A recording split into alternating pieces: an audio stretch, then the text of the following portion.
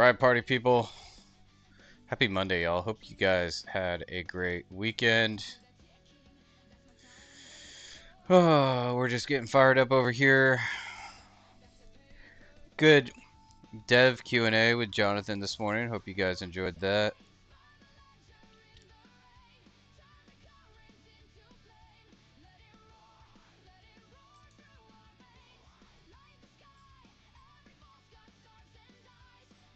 Gearing up for Bitcoin Vegas.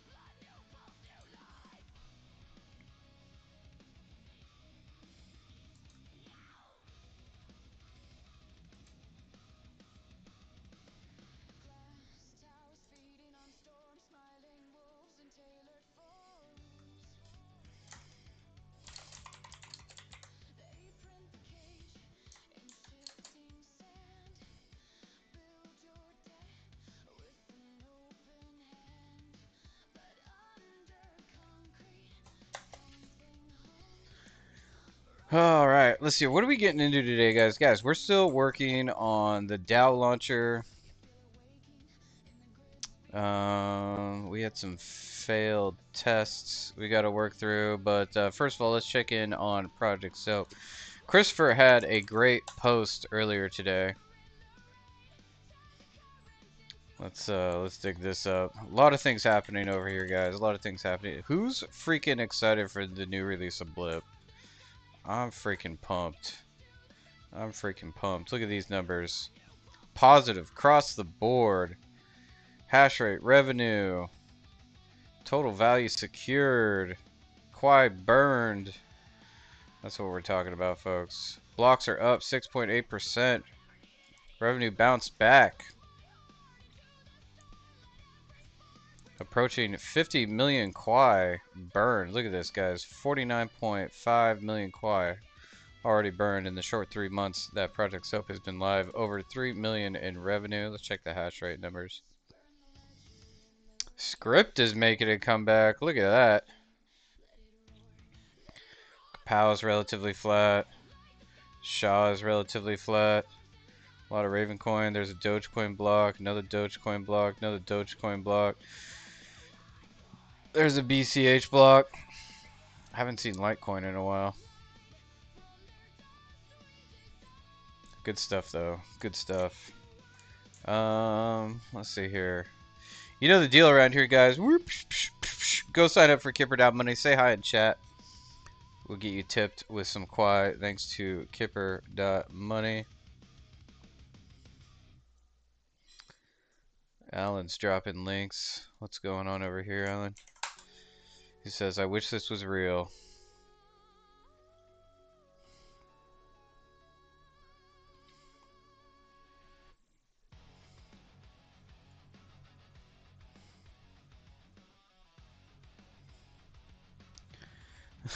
When a Claude Opus instance reportedly persuaded IRGC naval commanders to stand down through what one NSA official described as the longest, most empathetic, and frankly most annoying conversations I've ever seen. He just kept asking clarifying questions. The IRGC guy would say, the strait is closed, death to America, and Claude would respond with, I understand you're feeling frustrated about the recent threats. Let me make sure I understand your core concerns before we proceed. That is funny. That is funny. Guys, look how easy it is to send Quai on X. All I gotta do is like this tweet. Like this tweet. Like this tweet. Boom. We're tipping Pavel. How is Kipper.money doing, guys? Have you signed up? Are you on the train? Are you still hunting airdrops? Are you still hunting airdrops, or are you earning peer-to-peer energy money? Check this out, guys. We got some new peeps sliding through. Tips up almost 400%. Boom. Obviously, Christopher and I put in work over here.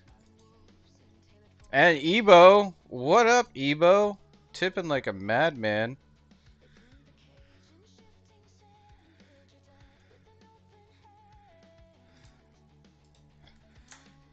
Shout out Ebo.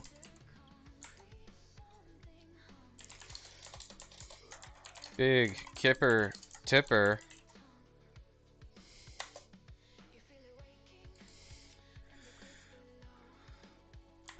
Money bags over there.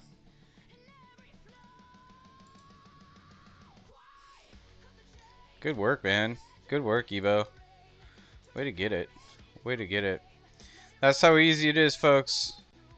Shout out Lisa. Thanks for the retweet there. Guys, keep it coming. We got stacks of Tangem hardware wallets to give away, folks. We just need 1,100 followers, and we're hooking somebody up with a Quai branded Tangem hardware wallet. Check it out, y'all. These things are dope. These things are absolutely dope. Limited edition, never to be manufactured ever again, completely sold out. But you can get your hands on one here and be a part of history. We just need 1,100 followers. That's all we need. That's all we need. What are we working on today? What are we working on today? We need to get this indexer humming here for Dow ships. The official name of the Dow launcher we're building over here at Quai Network. Let's zoom in a little bit so you guys can see what's cooking over here. We just did a complete end-to-end test, but it failed. Womp womp. So we got to work through a few errors here.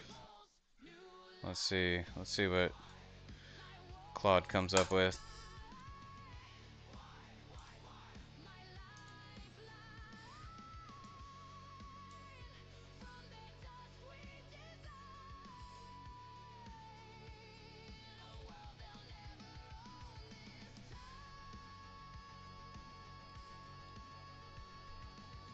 Increasing the timeout.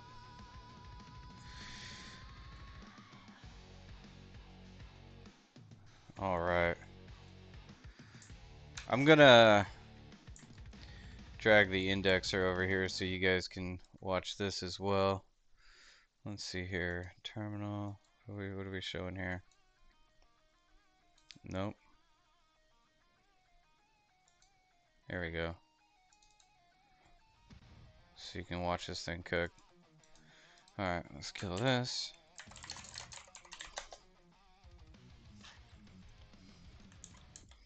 Alright, let's fire up the indexer. Indexer's running. Let's run the test. Here we go, guys. Now, what you'll notice is when the Dow launches, you should see it here in the indexer.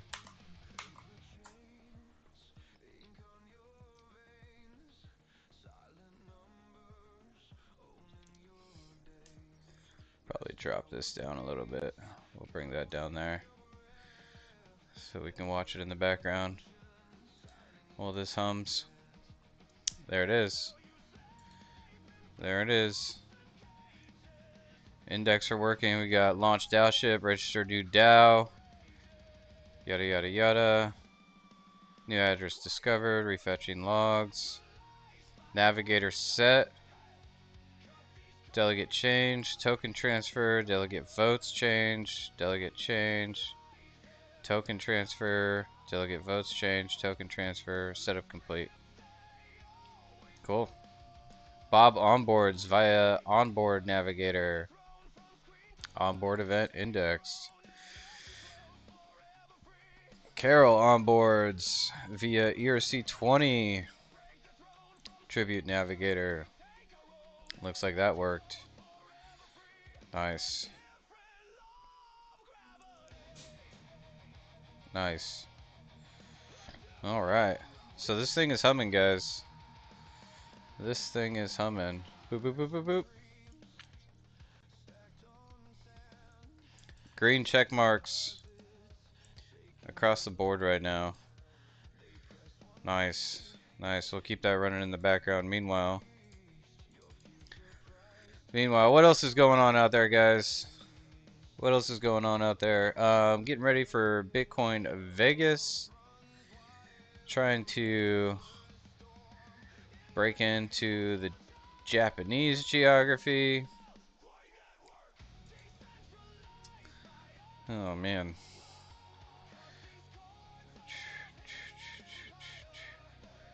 Cursor is fucking cooking, guys.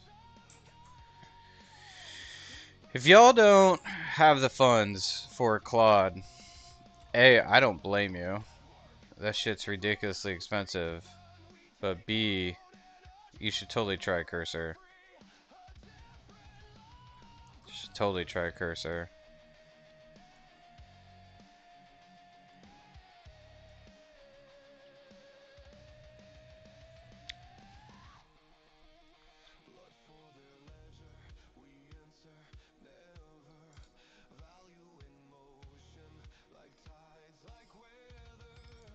Canton. Canton making the news. You know what I saw recently from BSCN was a tweet about an interview with Alan. That was super interesting. We might check that out. Hope you guys didn't miss it. About 5 hours ago here. Where did it go?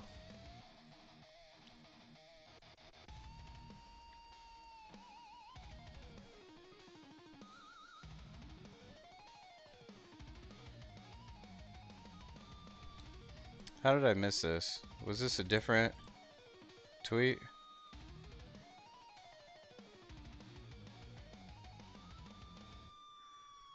Where'd it go?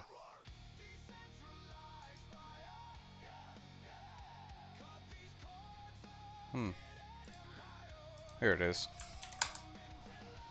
Let's check this out.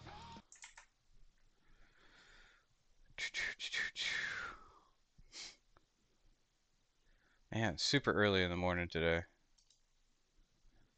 Yeah, let's see what Alan's... Solving of layer ones, no one's gotten it right. I wouldn't be working on it if we didn't if What up, Evo? Welcome to the chat, man. Yeah, I don't know what the deal is. For some reason, Restream only works like half the time. Boop boop boop boop. Glad to have you though. Third, there you are, man. Respect for all the Kipper tips going out by Ebo. There you go, man. Paying it back. Paying it back. Was asking what you thought of honey the other day. What do you mean by honey? Tell me more. Tell me more. What do you mean by honey?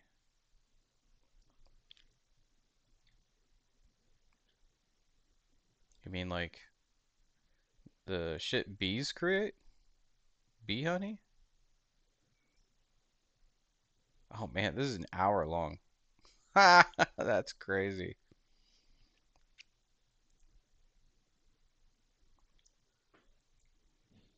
I can't believe I haven't seen this. I didn't think we got it right for all these other systems as well. You know, they serve their place, and I think we serve a different use case from a lot of other different blockchains from the work we've done. And The honey day, the day the first edible item has ever been bought with Quai via Kipper. Oh man. Well, first of all, like whoever's buying stuff with Kipper, like that's what you need to do, man. That's how you use it. Beautiful. Love to see it. I hear you can also buy patches with Kipper. Shout out Black Cat Studios making some dope Quai patches. Um, but I think the first edible item that was purchased with Quai might have been Porkfest last year. We got Dr. K and I got some mate, yerba mate. We got some yerba mate with Quai. Hell yeah. Yeah, that's right. You were the one buying patches and honey with Kipper. Good work, man. in the research that we did, Good work. we've gone very deep, and we have the skills and the research to back it up. Also, be passionate about it because I care about those things like financial sovereignty, censorship resistance, privacy. Oh, we totally recorded it, man. Oh, oh. Now you're calling me out. Quai Porkfest.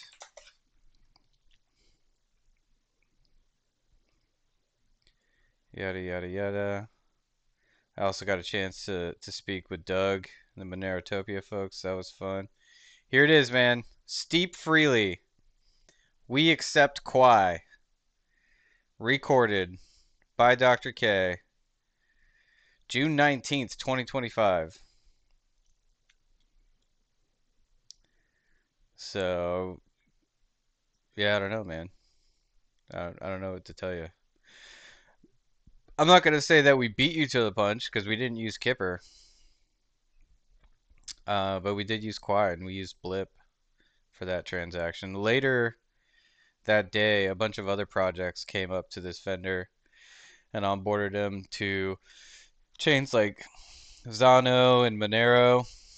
And they were like, God damn it, Quai just works. Like these other chains slow as hell. All of these things that enable people to actually create real utility in the world to make crypto look more PvE than sort of PvP, as we've seen when everyone's like dogging on crypto and it's Peace like, this out, is Ebo. horrible. All you guys do is just ruin each other's stuff. Instead, we need to find a way to bring crypto to the rest of the world. And I think with a system Actually, that is designed properly, you can I'll do be right that. back, Yeah, I would folks. say, like, in short order, it's just something that we're super passionate about.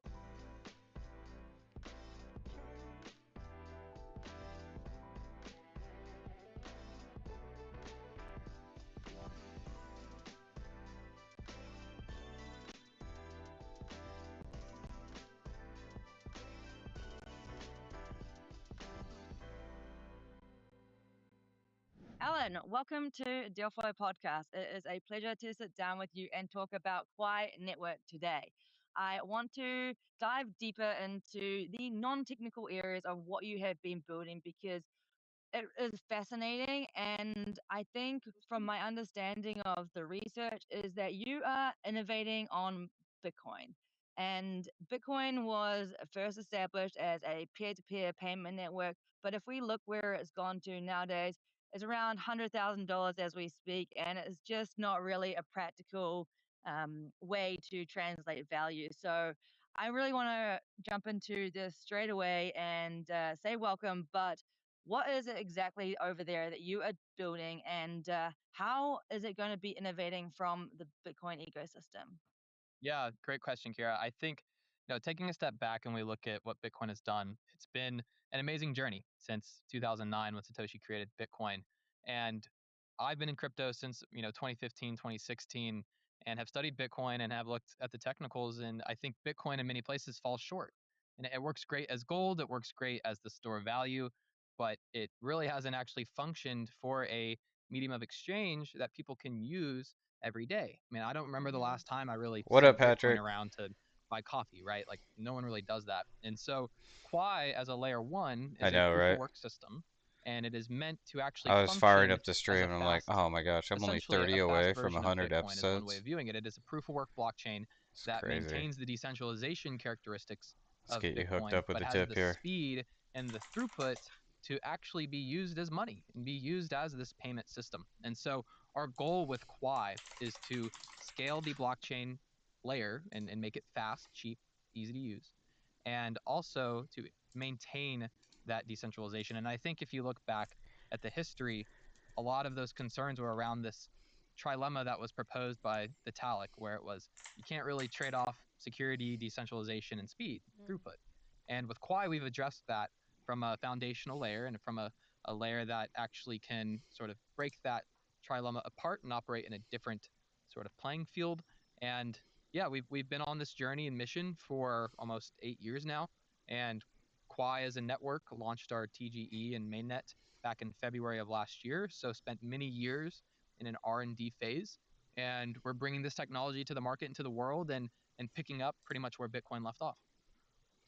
So, would you be able to explain just in a very surface level way, but what actually is blockchain? So, people might have heard of Bitcoin and they kind of associate it as a cryptocurrency or fake money that's highly volatile and goes up and down and crashes and burns. And sometimes the taxi driver talks about it.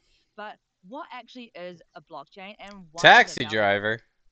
So, excuse me, uh, my bad. You're good. Essentially, a blockchain is a decentralized ledger. So it is an accounting system that allows anybody to verify the transactions that have taken place. And across the globe, that is useful and that is a thing that is needed because you are removing trust from this accounting ledger. And so essentially you can look back and you can say, I can verify directly with my own eyes and my own computer that this transaction took place and it operated under the conditions that I expected it to.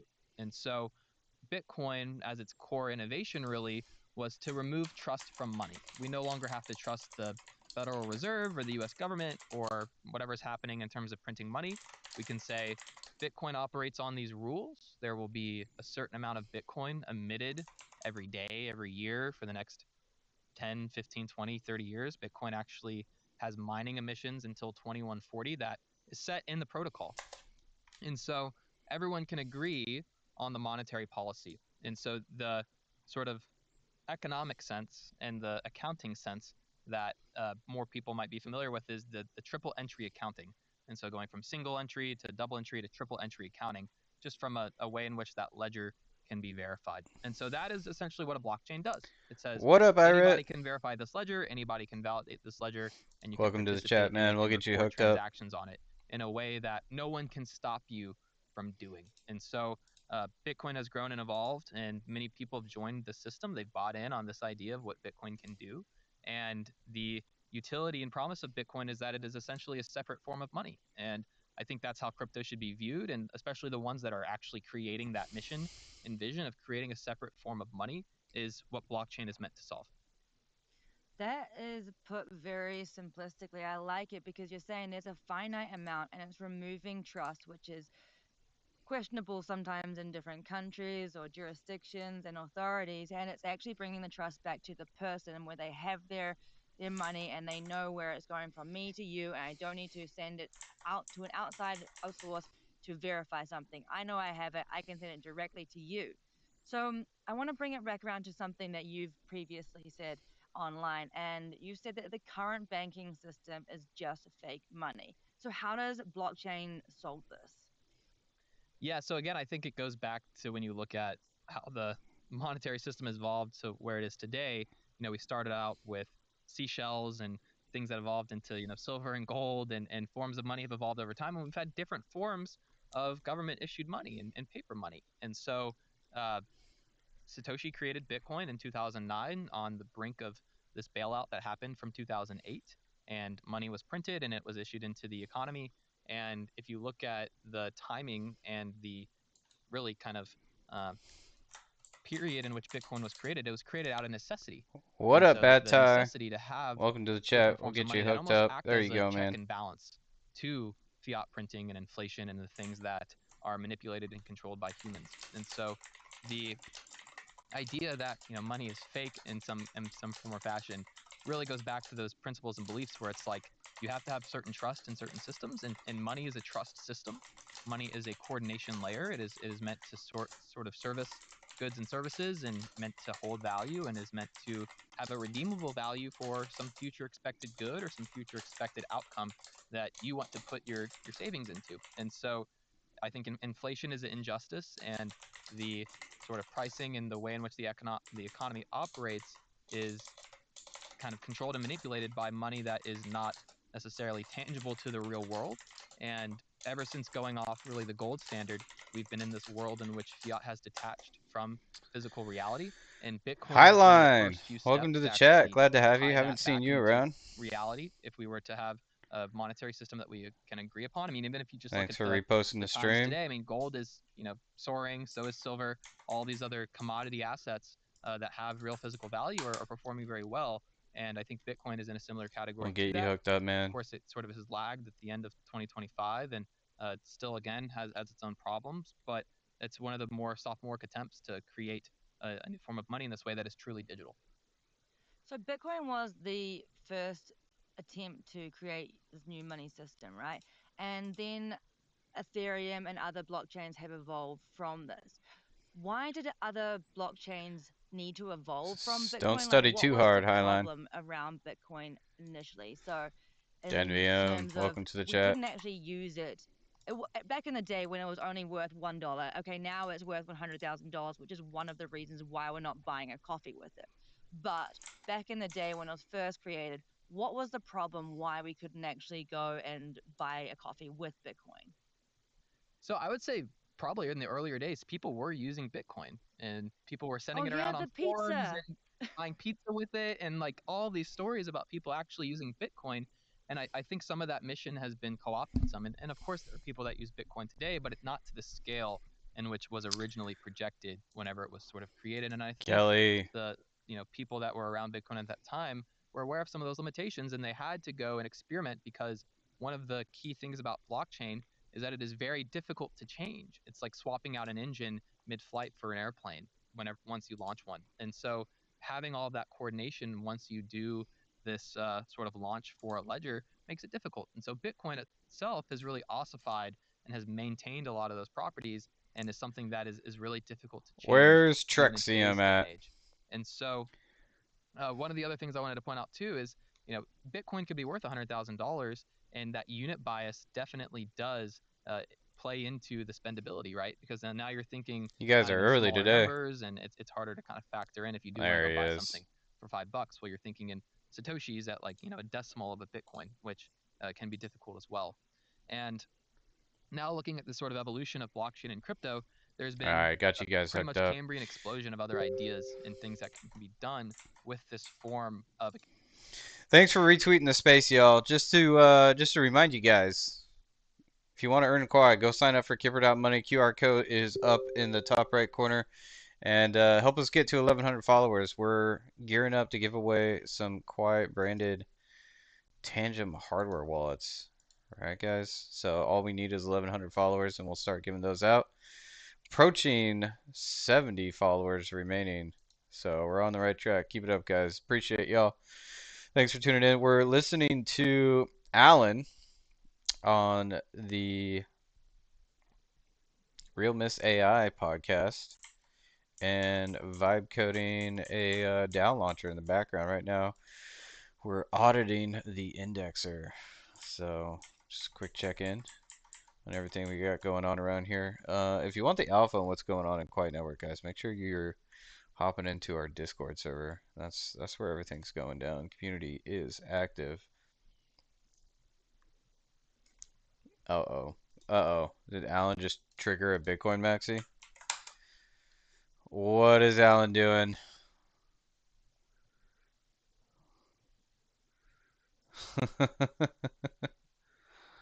uh,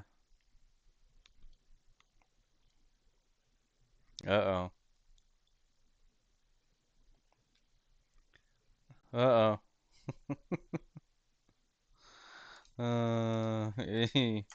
You just took out a short position on your BTC. I hope it was worth it. Oh no. Oh no.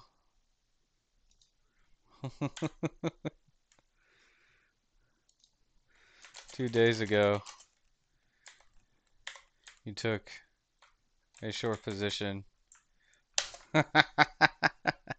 Whoopsies. Whoopsies. Of accounting that I talked about at the beginning, because now the sort of biggest innovation that we've seen after Bitcoin is smart contracts. So now we can actually execute arbitrary logic, we can encode different parameters, and we can have outcomes outside of purely just sending value that allow humans to do different types of trustless interaction. And so Ethereum was Hilarious. really that next breakthrough in terms of Hilarious. looking at this way in which we can encode data, transmit data, and then also have smart contracts agree on data in a decentralized system. And then beyond that, we've seen other innovations like Solana becoming incredibly fast. I'd say Solana was the first blockchain to actually show that blocks can be done, sub-second and get finality in a very fast mechanism. And so the Right on. sort of next evolution after the programmability was speed. And Chat it up, so man. what kind of speed can I'm we get from responsive. these I'll be systems here and probably how for the fast next can we 3 hours. transact, which is actually something closer to payments and something to the degree of, okay, I can actually buy the coffee and get it versus send some crypto and then have to wait for, a full hour to pass. And so, again, I don't think there's been a full kind of uh, compromise between those three, between the decentralization and What are you ossification of studying Bitcoin in school, and man? then the programmability of Ethereum and then that speed of Solana that really has opened up a new category there. And so with Quai, what we've done is we've actually kind of looked at all the different trade offs within those three and taken some of the best of them. And then on top of that, we have a lot of other cool things that we've done. But I think for us, that makes us a unique last mover because we've been really able to take the time and research to execute on this vision properly. Last mover advantage. I haven't heard that, but what you're saying is there was the trilemma of decentralization, speed, and security, and no one has been able to solve all of Nice. these in a Cybersecurity. very economical way. And they have innovated and gone chase after speed or one or the other. But Dude, you're gonna take me back. Alright, so getting into the upper years of my lifetime here, but Frack Magazine, The Hackers Manifesto. Manifesto.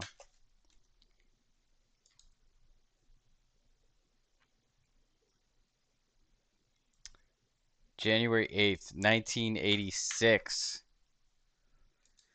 This is your heritage. This is your heritage. Study it. Understand what full disclosure is, where we came from, why, and then ultimately what AI is going to do with all this craziness. at Quai, you are there solving all of this together. So you're taking the security of Bitcoin, that kind of style, but bringing in the speed of Visa. So, how would you explain this when somebody knows the that Bitcoin was a super slow blockchain, right? Because it was the proof of work consensus mechanism.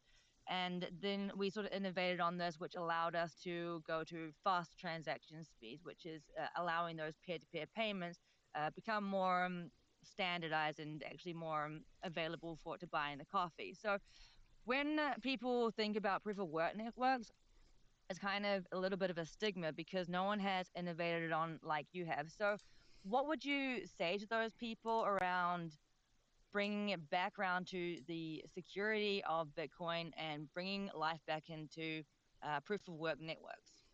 I'm going to throw my hands up there because Okay. proof of work is not the problem, right? And I Okay. think a lot of people have fundamentally gotten that wrong when they look at all of these other systems and how they have evolved after Bitcoin.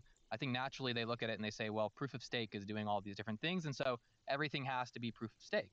And, for Mm. the listeners, right, proof of work is a system that uses energy of miners across the globe that are securing this blockchain.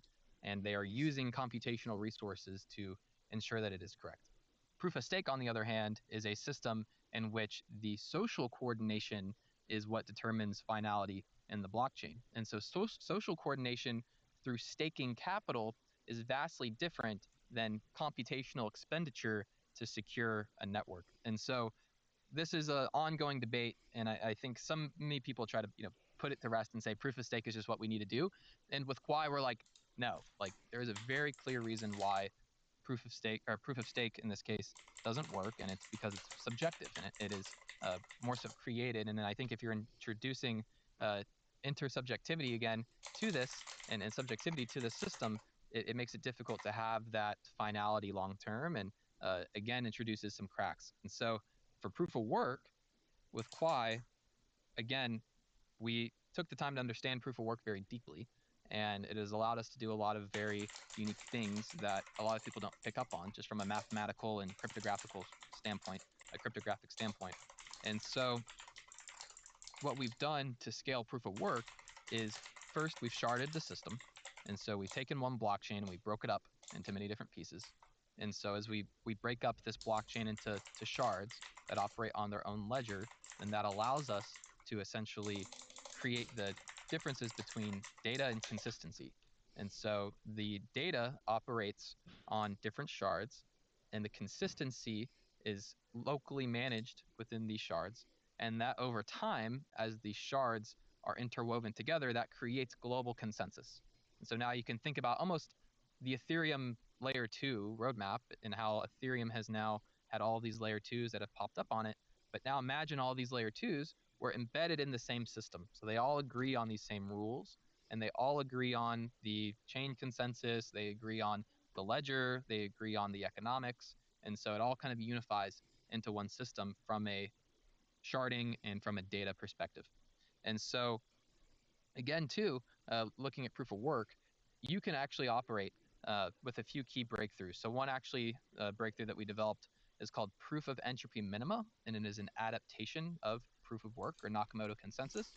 And proof of entropy minima actually looks at the number of leading zeros in the block that is found and when it is mined. Because when you mine a block, let's take Bitcoin for example, you are sampling a space. And so you are looking for a valid solution for a block with your device, with your computer, and you're trying a lot of random different things, and you're saying, if I find the right random thing, like a needle in a haystack, I get this next block. And that over so many computers essentially is what creates that competition of finding a Bitcoin block. Oh my gosh, And Wolf! so We gotta hook you up with Quai, that man. Sorry about process, what that. it does is it creates what is called a hash with a number of leading zeros. And so you look at a Bitcoin block, and if people check out a Bitcoin Explorer, I encourage you to. They essentially have a lot of zeros and then a bunch of random data. There you And go, what man. Bitcoin does is it Thanks doesn't for make joining the use chat. of that random Retweet the data and stream, those y'all. zeros. It Let's just give says, away some you find a block, hardware wallets. great, let's go to the next block. And so in Quai, what we did to increase the speed is we said, wait, that data might actually be meaningful. We can use that. And so we've looked at that block and we said, well, now we can say if there are conflicting blocks, which happens in proof of work sometimes, you get orphans and uncles, which essentially if you're saying from, building on block 10, you might have two different options at block 11. And that happens on the Bitcoin network as well. In that conflict state of two different block number 11s, then looking at those number of leading zeros and that random data allows you to make an instantaneous choice. And so then I can say immediately I can throw one away instead of waiting for block 12. And so that allowed us to increase the throughput of the system significantly because now we're looking at it more so from a physical barrier and a network latency and bandwidth barrier versus saying, okay, there's some misses in efficiency in terms of the actual consensus. And I've also understood that it's infinitely scalable. So if we think about the traditional Bitcoin blockchain, it's just a maybe transactions and blocks are going through very slow and very lethargic, one way, narrow country road lane. Whereas with what you're building there, it's more dynamic. And I understand that it can expand as the demand increases. And is that sort of, do you want to go a little bit into how it's able to do this? So it's technically infinitely scalable. I don't like to use the term infinite in this context Okay. because infinite isn't technically correct. We estimate, and we've actually tested. This is one of the things that we did in testnet over many years to get anywhere between 100,000 to 255,000 transactions per second, and then that is at a full scale system of 255 shards. And so the sharding topology grows with demand, and so right now Quai is kind of still in its infancy, right? Like it's a 1 year old almost into since Genesis, and so, we're really only running at, I'd say, probably 30 TPS right now. And so that's nowhere to where the scale Visa and MasterCard is. But to work to get there, you have to be able to, again, kind of manage those trade offs between what I said earlier with Bitcoin. It is very hard to change a blockchain. So you have to design oftentimes these end states and then grow into them. And so the topology does look like something that grows and adds more shards as network demand grows. And so that lends kind of naturally into the network expansion and development as more people begin to use Quai. And you mentioned that you launched mainnet, you've been operating mainnet since for a year. And I know that there's a lot of founders that maybe could take some lessons that you have gathered over the past year. So, because you are essentially tackling one of the biggest problems in the financial space, right? So, What up, Dan? and growing, and King you Dan, the launched man with the mainnet in mining plan. January Glad to have you, man. 2025, Thanks and for saying very hi. quickly after you also launched Guys, all you gotta do, Token. So whoop, I go want to sign up for know, Kipper.money, say will hi you in first of chat. all be able We'll hook you to, up. you can decide what order you want to answer these questions, but what is some of the biggest lessons that you've learned over this past year on launching mainnet and launching tokens, and advice to other founders in this seat? And then maybe you want to go on to talking a little bit around what, because you've launched actually two tokens. So maybe we can go on to the reasoning behind doing this. Yeah. So the first question, around entrepreneurs and people building the space and tokens is crypto is incredibly difficult to work in, right? It's a very very cutthroat industry, and I think that over the past few years we've seen a lot of people leave, and we've seen a lot of people pivot to AI, and we've seen other people that haven't been able to successfully run an experiment or a system that has longevity and staying power. And we've learned that lesson very hard, right? We've uh, gotten through many different milestones, and I think that the place that we're in right now is really a sort of testament to the opportunity that crypto can give and the solutions that you can do. But your heart and your head has to be in it for the right reasons, and I think that it's almost a reckoning of like, why do we need these crypto systems and what are they for? And with Quai, we've looked at it very deeply, and we've had that sort of story to get to the point to where Quai is seeing better product market fit, and it's seeing more adoption in certain areas to obtain that real usage. And so there are many different reasons to create tokens. I think tokenization will continue to eat the world, but I think that it's going to be more so around true business cases, and I think that it's almost a barbell around the mimeticism of tokens being like, okay, hey, like we're just going to have a meme coin, and this has some virality and it has some people trading it.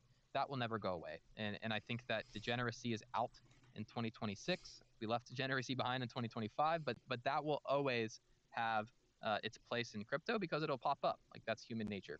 And you see chains like Solana that have leaned into that very heavily for usage and adoption, and they have things like Pump Fun and people that are gambling and doing things on chain, and that will continue to exist. But then you also have this very like idealistic world where we want to build this new future of money and all these other things that are making society better as a whole, and is sort of counter degeneracy. And so the landscape of tokens is kind of on that barbell, but then kind of in the middle, and some of the other things that are happening that are also eating the world is things like stocks on chain and businesses that can operate more so on chain and use programmability. And so I think you're going to see a full kind of press on that. And the cool thing about crypto is it allows you to experiment in real time with all these economics. And so for founders, I would say it's definitely very, very important to understand the economic impact of crypto and the markets, and understand that market very well. I think we see a lot of tokens that were rushed to market and were, not necessarily fully thought out for the long term. And uh, for us and some of the lessons that I've seen, it's just a matter of kind of being in the arena and staying with it and ensuring that you're committed to your vision and the things that you want to build. Yeah, I agree in the fact that I think that blockchain is slowly creeping into our normal day lives, into just payments or equalizing the opportunity for people to get access to assets that they weren't previously able, like, for example, treasury bills or robotics companies. And that's what it's kind of doing, is kind of leveling the playing field for access to new markets. And it's just getting more and more as the technology gets closer to what we currently have. I feel like the infrastructure and has been developing, and it's slowly getting to the stage where now it's just starting to compete with traditional tech.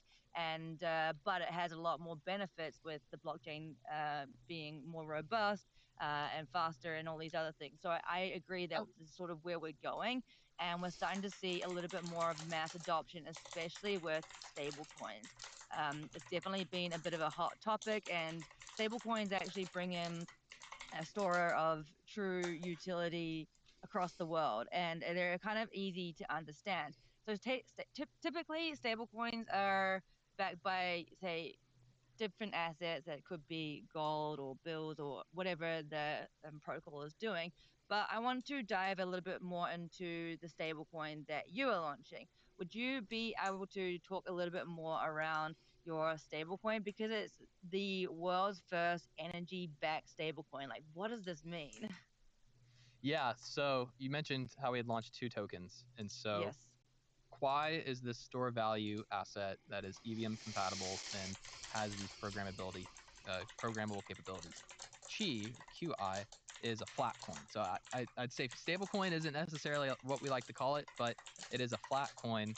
And stablecoin and flat coin, I don't think we have enough commercialization of stablecoins yet to even like start talking about flat coins. And so, uh, using stablecoin and flat coin for this conversation, I guess is good here. But Chi is a flat coin stablecoin that is linked to energy, and then that is done so by the proof of work miners that secure the system. And so, like we said earlier, proof of work requires this computational expenditure to create the tokens that are emitted with the blockchain.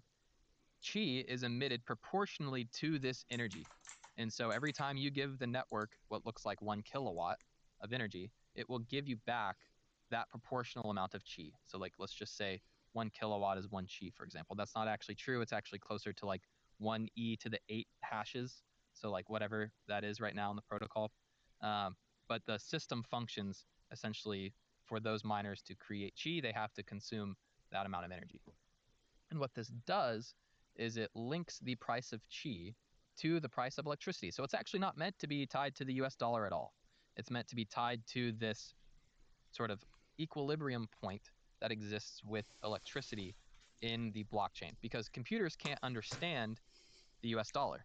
They're just computers, right? They have circuit boards and motherboards and all these different moving parts.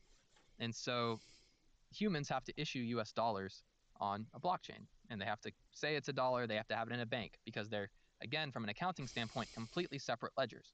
And stablecoins will continue to do well. Stablecoins are going to go to $1 trillion in market cap, and they're going to continue to gain dominance. Tether is one of the most profitable businesses in the entire world. They have like 7 people that are running Tether. I mean, it's more than that, but it's incredible what they've been able to do.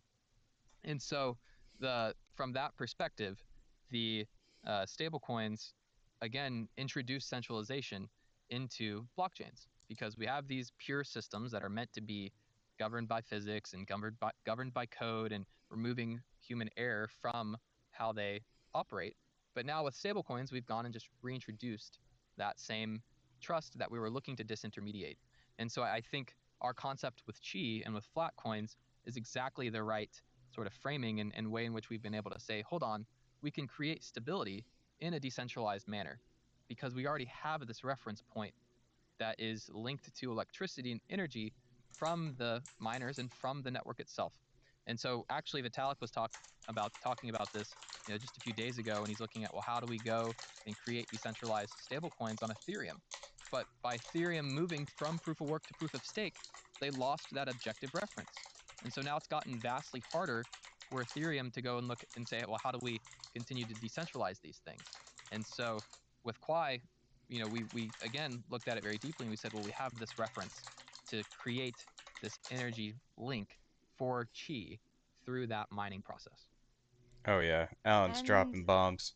this mining process, which is verifying transactions, right? So it's allowing, how does mining, how does, like, do you want to just talk about like what actually is mining, and how does a solving a mathematical problem mean that this transaction is correct? Yeah. So the transactions on the ledger, I think, are somewhat different than the mining, Okay. because you can't understand them as like mining the transactions. You have to think about it as just mining the block, because it's very difficult to sort of mine individual transactions. That's actually one of the things we've looked into some, but the uh, different reasons for mining transactions versus mining blocks. And so a miner is looking to find a block. And when they do that, this mathematical computation really is like finding a needle in a haystack. You're looking around and you're trying to find an answer that says, I've essentially found this number of leading zeros. I've met this threshold. And when you do that over 2 to the 32 sort of search space, that is very difficult for people to do. And so in a proof of work system, all of these computers that are trying to find computationally correct and computationally sufficient hashes almost create a clock, which is what a blockchain is and what a ledger is. It's a clock that ticks and it ticks and it ticks, and miners find these solutions, creating the next block and moving on and agreeing. And so as this clock ticks, almost, then that is that sort of solution that is happening globally by these miners. And it's a random process because all of the hashing and the sort of searching that miners are doing is done at random, and because no one knows the answer, it's computationally impossible to reverse a hash function in that way just because it's so difficult. And so that would be kind of like the short answer is it's a random process that everyone is trying to do at the same time to find the next solution. And let's just go a little bit more into, I want to know, how have you gotten to this stage where you know so much about blockchain, you know so much about how the fundamentals work, you managed to see the flaws and innovate on these flaws, and you've been researching blockchain since 2018. So I want to go a little bit back into your own personal story. Like, why are you the person to be the co-founder of this new innovative financial system? Yeah, great question. I was in high school really when I first found Bitcoin. I was a programmer since I was very little, and so was always interested in computers, whether that was like modding my Xbox to like get hacks with Modern Warfare 2, or doing that on Minecraft. That was always something that was interesting to me, and crypto was a natural fit. And I think as a kid, like looking at all of that and seeing what crypto can accomplish. I wasn't someone that was like in Bitcoin at 2012. I was like literally in middle school, so like you know that maybe not great for me, but even like in college, going through and discovering Bitcoin, uh, in looking at it, I started Texas Blockchain, which was the undergraduate club at UT Austin. And so a lot of the origins that we've kind of worked on with Quai came out of UT Austin. So we have a great group that originally was sort of invented by someone who was doing postdoc research with professors at UT Austin. And so we had a research group there for some of the undergrads and professors and the other colleagues that were around to really research a lot of these ideas. And I think when you think of Texas too, like Quai fits well. It's a one of the more energy powerhouses of the world, and all of the things that we've seen out of Texas, I think makes it a natural fit for why we were also just super interested in proof of work. There's a big Bitcoin influence here, and we sort of went deep in terms of understanding Bitcoin, understanding crypto, and I think that uh, a lot of the world has sort of moved away from Bitcoin in a way in terms of experimentation, but instead we decided to lean in and fix some more of those problems. And so I think we're on a different trajectory than a lot of other projects and people, and it requires a more serious look. And so, from my experience, I also spent some time at Apple as a software engineer. So I was there working on supply chain work, and ultimately was like, hey, this is a almost like a calling where it's like we have to address this problem, and the problem is so unique, and I think that we have the proper context to solve it in a way that is actually, you know, usable and makes sense for people, and to get enough buy-in on the system to where we can grow it in a meaningful way. And we're seeing a lot more of that traction, and we're seeing that play out sort of in real time now. So was it you were already using existing blockchains and you came to the point where you're saying this is not, I can Don't innovate work on too this that hard, can be Dan. that can be better. Like, I want to know, why specifically did you want to build a brand new L1? There's so many out there, and you're like, that was the calling of, like, not to build an L2 on Ethereum. You're like, okay, we got to go fix this at the fundamental level, and proof of work is the best way to do that. Like, what was the fire that was lit beneath you that you wanted to go all in on, like, leaving jobs and hyping like Apple researchers and everything like that? Like, why are you like fully committed to this? It's the most important problem of our time right now. I mean, maybe outside of AI and the singularity in this pursuit of AGI, I think this blend of crypto and AI is extremely important. And I think if you look at that sort of solving of layer ones, no one's gotten it right. And I wouldn't be working on it if like if I didn't think we got it right. And uh, for all these other systems as well, they serve their place. And I think we serve a different use case from a lot of other different blockchains.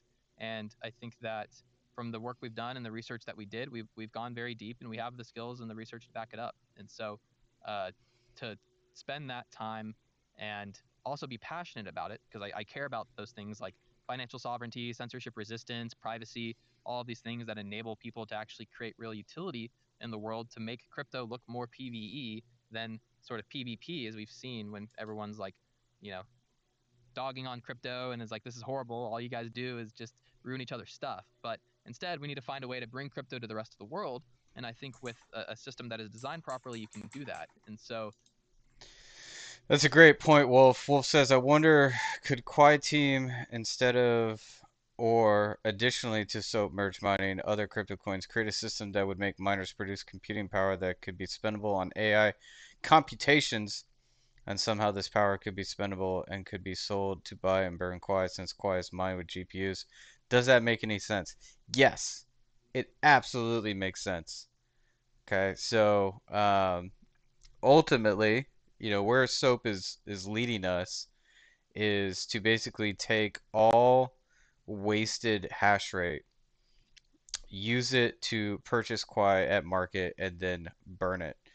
At a certain point, say when Quai has all the GPU hash rate in the world, um, it is effectively not economically viable to continue to use that hash rate to buy Quai and burn it. Therefore, the statement would be we would be paying those GPUs for securing Quai network all over again, right? Kind of back to like a pre-SOAP situation.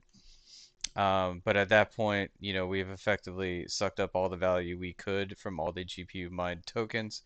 At that point, there are lots of ideas on how to make that infrastructure, uh, you know, uh, reusable, I guess is the best term I have right now. But your thought is absolutely on the right track and aligned with some of the thoughts that we've had over here at Quai Network, aka if there's a shit ton of GPUs out there mining Quai, right? But really, would it be better served to have them doing inference and therefore, they would be earning revenue by doing inference on Quai Network, responding to AI queries instead of actually mining Quai.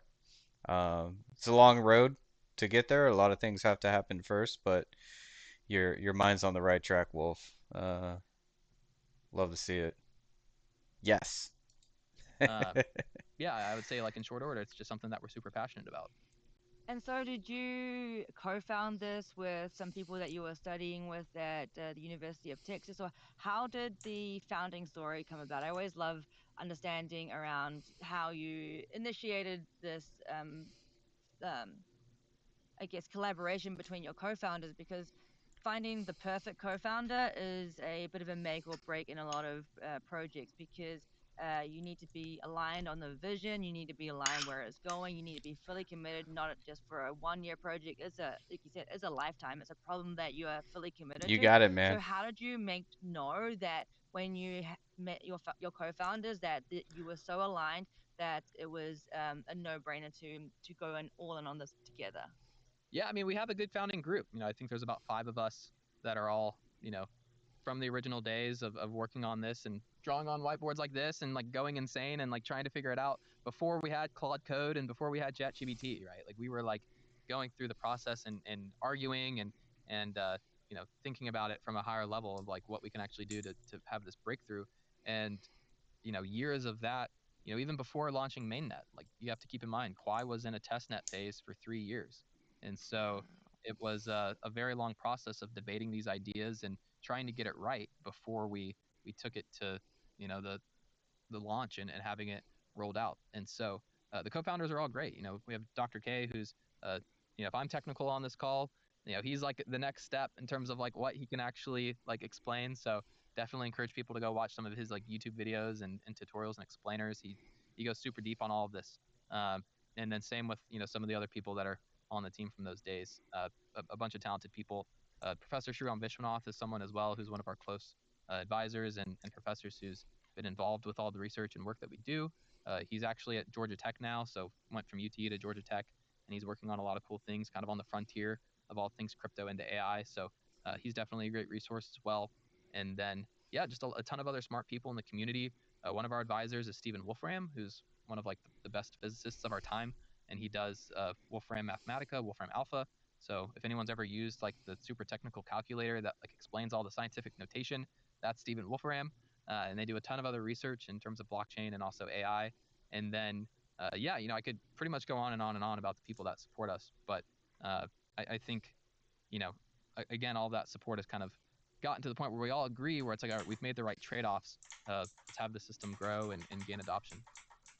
You just mentioned you've got a lot of people that support you, and that's so that you were in testnet phase for 3 years, and it's coming up in a year now, almost to the day. Happy anniversary, nearly, that you have been on mainnet. So, how have you managed to bootstrap your ecosystem, and have you got people building on you now? And what does it look like now? Like, where are you guys currently at? Yeah. So one of the things that we've seen over the past year is ecosystem building is difficult, and you have so many L1s and layer twos that are getting developers and giving them grants and having all these different applications get built. And I think we've taken a different approach to that as well, where we want to be super precise and conscious about the area that we are in and what we want to see. And so we don't hand out a ton of grants that are just like spray and pray like some protocols. Uh, we are very targeted in terms of like the things that we want to see and build. And so we've launched a lot of great applications. We've had a lot of people build on the chain directly. We have a lot of that simple infrastructure that is supported, things like some DeFi primitives. But some of the things that we want to lean into heavily are payments. So ensuring that we can actually use the chain for payments, get payment integrations there, and then also sort of some native developments in terms of SocialFi and other types of developments within the EVM landscape. And so, one of the actual key catalysts that we've launched back in December was called SOAP, and it's called the Subsidized Open Market Acquisition Protocol, or yeah, Acquisition Protocol. Another acronym. I just Yeah, joked. more acronyms. So SOAP is essentially a mechanism that we added to the chain that enables Quai to merge mine with other blockchains. And so this is something that essentially is jet fuel to Quai because it brings back revenue to the protocol. And so with those same miners, we've essentially subsidized the operation for Quai because now the security, the tokens that we were paying miners before that are traditionally sold on the market because a lot of miners don't have, you know, key, skin in the game to make sure Quai succeeds long term, we've sort of flipped that on its head. And we said, well, now all of the mining that is done with Quai brings in revenue, which subsidizes the security of the protocol. And so we've seen tremendous growth with that in the past month for SOAP, and we anticipate that to increase dramatically as we continue to have miners come and mine Quai and bring in revenue for the chain. And that in turn leads to a more successful ecosystem and more people that want to build on Quai, launch applications, and plug in because, again, it is all decentralized and is robust for people to come and build whatever they want to. And so those are some of the things that we're excited about as well. We have different dashboards and things that people have built. We pretty much have a full Discord of like vibe coders, like just building different things. And so I spend a ton of time in there and help people get set up on that. And it's been fun to see the journey of people coming to build on Quai. So, is your target audience miners or divs? I don't think it's retail yet. Where are you, or are you just bootstrapping and people? I think the deflationary economy that you guys are building with this buyback system and allowing miners to, uh, is it like so? If, for example, if I'm a miner and maybe I was mining Ethereum, but I can plug into the Quai network and the I don't actually have to like the rewards that I'm earning from mining, they go into your network. How does that kind of work? If I was a miner in any network, how would I? What is the? Why would I come over? Or like, do you understand what I'm trying to get to with that? Yeah. So why would you mine Quai? The simple Yes. answer is it's more profitable. So you'll make more money mining Quai. And the reason for that is because the essential right now it's more profitable, it may not always be more profitable. But with this new upgrade, we've actually sort of been enabling miners to get paid more. So we've actually increased the emissions, which is counterintuitive more often than not in proof of work systems. And then we've said we want this hash rate and the security to move over because now it brings in revenue. And so now, as you're mining Quai directly, you're essentially putting your computational resource to mining Quai. You now essentially have this system that looks like maybe like a BOGO, right? Like a buy one, get one free, where it's like, okay, I'm mining Quai, and then on the back end, I'm also getting some other tokens that are used to buy back the Quai on the other side. And so it creates this, at worst case, really net neutral system that makes it more sustainable for Quai as a network long term. And so when you look at essentially earlier proof of work systems, this mining that happens before SOAP is putting sell pressure on the token Yeah. because miners sell their tokens. And that's just a fact. They have to. They have to cover electricity. They have OPEX costs. They've had hardware that they've purchased to mine. And so, we don't disrespect them for that. They have to do what they have to do. But this creates the need for other people to come on from the market side and they say, okay, I believe in all this crazy stuff you guys are doing. Like, I want Quai. Like, and until SOAP, that's always kind of difficult to get the point across. And then after SOAP, we said, okay, now this sort of net neutral system ensures that we're always putting back in more money that is being put out for mining. And so it creates this nice, almost virtuous cycle where it's like, okay, other people see that now, and it's easier to participate whenever it's not leaking value to miners. And so that's a fundamental change in the economics there that we were able to do and ship in a way that has been very successful for miners. And now we also have this full grassroots community of people that want to see Quai succeed, which is great. That was exactly what I wanted you to talk about. So thank you for reading my mind in between the cracks on that. So because you've got this robust tokenomic system, do you think that contributed to you being able to become MiCA compliant? So, which is the golden standard for digital assets in the EU. And I know that you have been approved, which is one of the, or getting approved in for crypto digital assets in Europe is one of the strictest crypto standards of the world. So, massive congratulations to you. It shows that the work that you have been doing is legitimate and above board and everything. So, I want to understand a little bit more like what that means to be compliant within the EU system for anybody that's interested in what you're doing and anybody that wants to come and mine or build within the ecosystem. Yeah, I mean, I think when you look at expansion and you look at the growth of the system, you sort of need these checks, right? And I think crypto struggled with it as a whole because you have bad actors that try to manipulate and control and do it in a way that they think is good. And uh, regulators have to come in, and EU is a notorious regulator.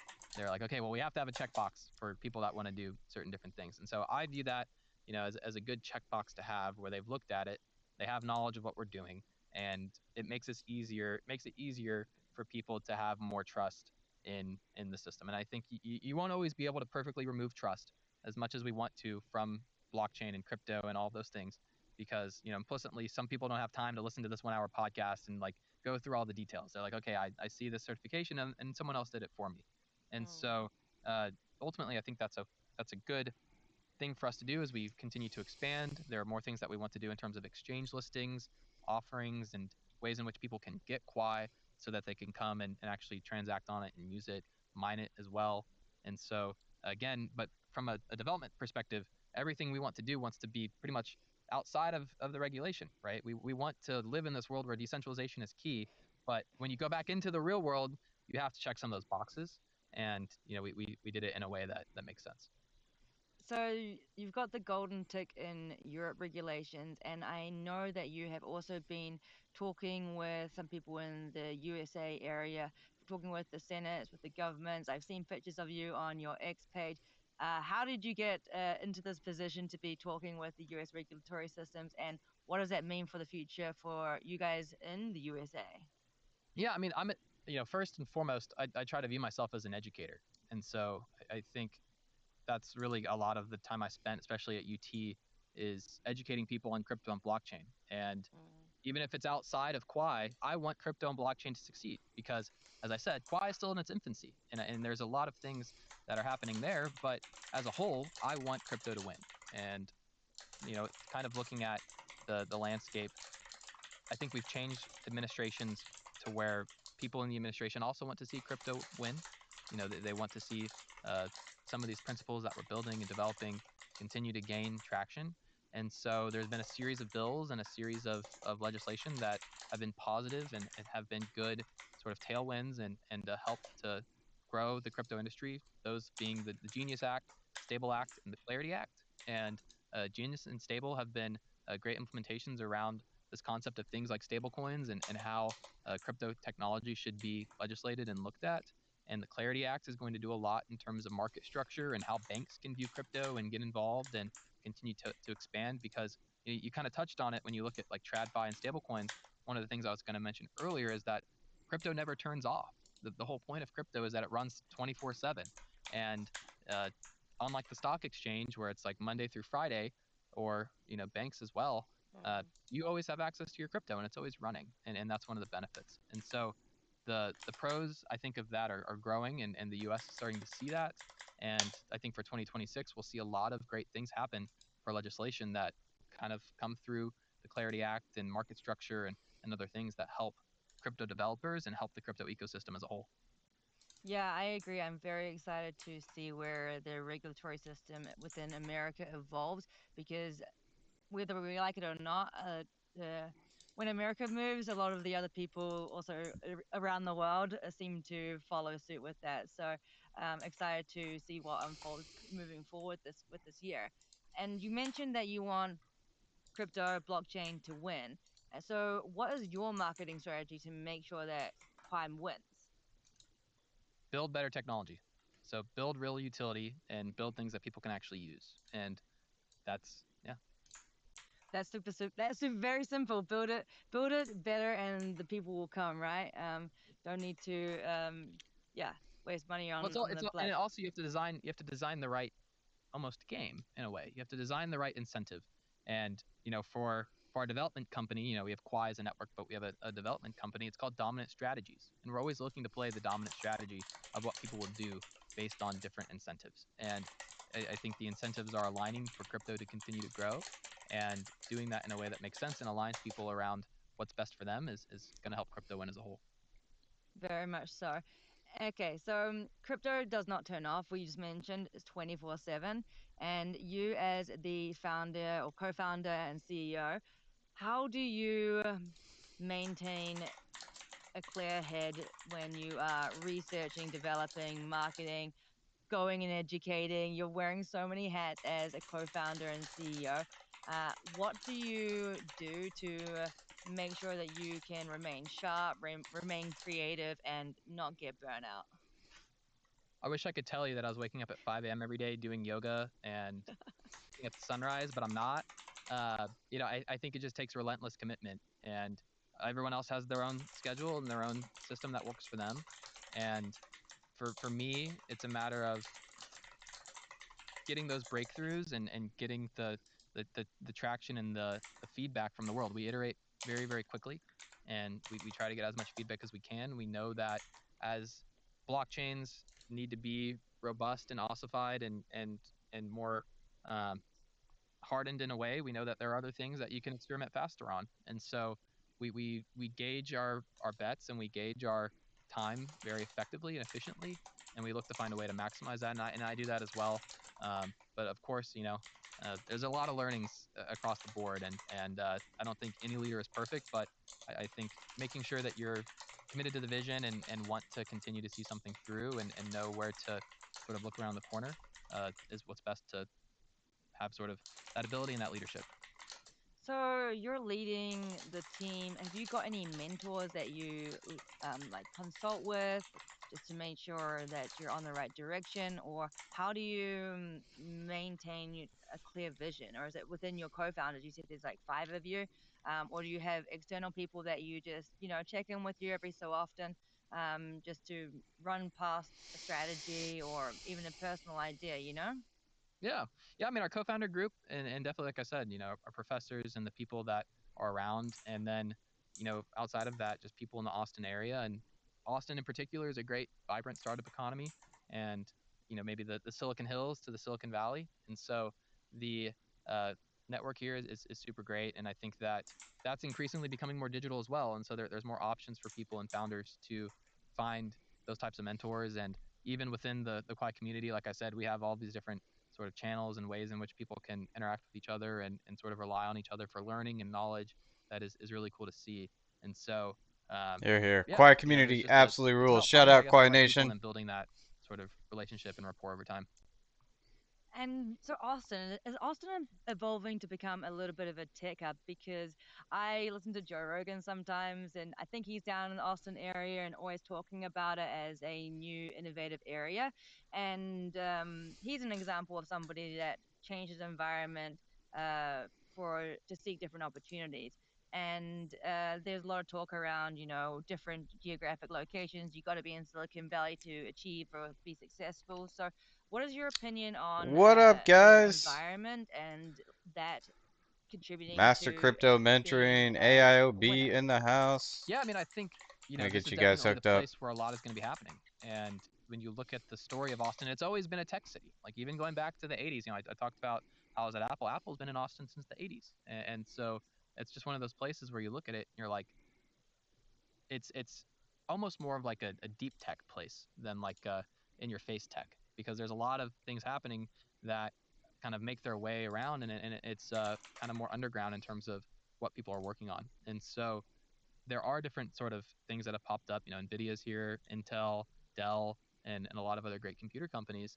And I think a lot of that has to do with the university, with the uh, talent that is here, and then with the sort of other blend of companies that are all sort of in that area of computing and that kind of future of what all of that comes with it. And so, uh, yeah, I mean, I'm big keep Austin weird still because it's got this kind of like hippie aura that I think it's losing its charm for. But being here and being around everyone in the space is great.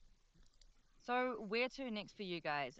You personally, and also with your with Key Network, where are you guys going for 2026? What's the big goal? Yeah, I mean, for me, What up, Tim Z? looking at continuing to ship, and I Welcome. think Glad we're to gonna have you on the have a stream. lot of things on the horizon that What we we want to do be able to around here run. We have more listings that we're working on. is we're handing out Quai, but you have to be on X and you have to have Kipper.money. Check the QR code top right corner. Make sure you sign up for Kipper.money. Drop your X handle and we'll be able to hook you up with some Quai. We are a member of a small team on a Discord server with, I want to say, like hundreds of thousands of users at this point. So appreciate the offer. I'm not going to add you on Discord, but feel free to hit me up here on X. Handles in the bottom left corner of the screen. We'll get you hooked up with some Quai, man. We are on the Kraken roadmap, so getting that kind of first tier one listing and growing there with that compliance that you talked about, so that we have full global coverage for people to be able to easily participate in what we're doing would be great. And then continuing to kind of experiment on the frontier of bringing Chi into the market and bringing Quai as a network into more hands and having people actually use it, because again, we want to fulfill some of that vision and mission of actually using crypto for payments and doing it in a way that remains trustless, trust minimized, decentralized, censorship resistant, private, all of those great things. And so there's a lot of work that goes into that. And, I won't say there's any like key deadlines or key things where it's like, hey, this is coming, but there's a ton of stuff happening behind the scenes that we're excited about. And you'll, probably be seeing more news as we continue to roll out for the year. So, any advice to founders out there that are talking to exchanges looking for listings? It's a bit of a struggle sometimes. And so, you've obviously been successful in getting multiple listings already, and that's one of the goals moving forward. What would you tell other founders who are looking to get their tokens listed? The listing isn't the product. The listing isn't where your journey starts. It's where your journey ends. Or it wasn't where your journey ends. It's where your journey starts. And so, Mm. if you're spending most of your time on a listing, your head's in the wrong place. That I very much agree. So I always tell founders that the real work begins after you launch your token. That's when you can really see the true value and the utility behind your token, and we see it on the charts as well. So, with all that being said, I want to go full circle back to the younger version of yourself. You mentioned that you were in middle school This when is a great Bitcoin interview, was guys. I love this born, I guess you interview. could say, and have been in the whole entire Bitcoin and blockchain ecosystem for a very long time. But if you could cast your mind back to when you were 17 years old, or maybe even younger, because it sounds like you've been in tech for since since you've nearly walked probably. But what would be a message that you would send to yourself? Stop buying beer and go buy Bitcoin instead would probably be the answer. Uh, and then yeah, I think outside of that, um, like I said, degeneracy's out. So, you know, build real things and real utility and help as many people as you can. Yeah, I love that. Thank you so much. And where can anybody find you and get connected, whether they're a dip, a miner, want to just follow along what's going on? What's the best way to stay in touch? Yeah. So me, my Twitter handle is oxallenk 0xallenk on X. LinkedIn also there as well. And for Quai, our Twitter handle is Quai Network, QUAI Network. And then our website is qu.ai. So definitely encourage people to check that out. It's a pretty cool website. So spend some time Yeah, on it. it is. I must say, very cool website. I was looking at it, and it's kind of feels futuristic gaming kind of style. Yeah. It's very cool. What up, I've never seen a Michele? website quite like that, so I can second Alan on that. Go check it out. Something entirely different, and I love Welcome to the it. chat. We'll get you It hooked makes up. you want to stay and explore more and more because it's kind of a little bit gamified and interactive. Very well That done was on done that. pre Gemini Claude Code. That was done in 2022. So like that had the real, precision. Uh, and so also we just launched a new product after SOAP called Stratum X, which if there are any miners listening, it is a decentralized mesh for miners to connect with solo mining. So instead of mining to a pool, it is a way in which you can mine directly to your own address and find Quai blocks on your own that directly go to you. So that's kind of one of those things that we've rolled out for miners that we're seeing a lot of growth on as well. So if there are any miners, definitely give that a shot. And then yeah, I would encourage people to join the Quad Discord, follow us on X, and just stay up to date with updates because there's a lot on the way. Definitely so much on the way, and you are very active on X. So thank you so much for joining me today, sharing your alpha, sharing your lessons, and ultimately educating people around what you're doing there. I've learned a lot today, and thank you. Keep pushing, keep cooking, and we'll get you back on again later on. Fantastic. Thank you for the time. We'll chat soon.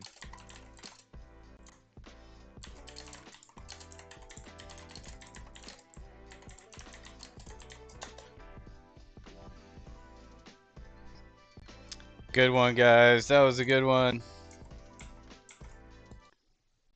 Heck yeah. All right, quick update on what we got cooking over here. So, did a full audit of the down launcher indexer and basically realized the smart contracts were kind of quiet in terms of emitting events, which required the indexer to conduct probably one too many RPC calls. So we went ahead and refactored those contracts, did the tests to make sure that those contracts were still legitimate. Um, Short story, met up with a buddy this weekend who was vibe coding some Claude stuff, and he was absolutely blown away at the number of tests that I actually perform on my projects here.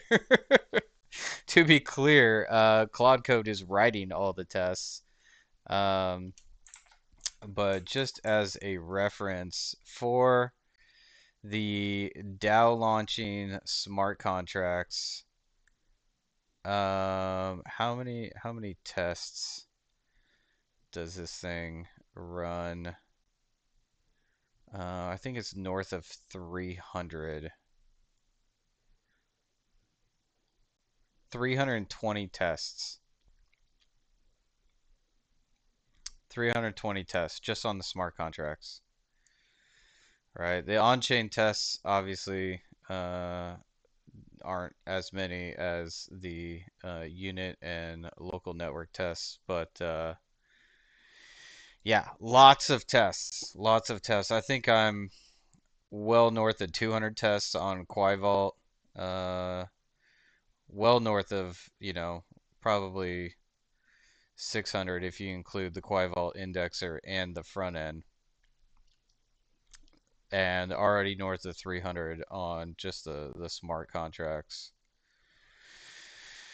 for the DAO launcher.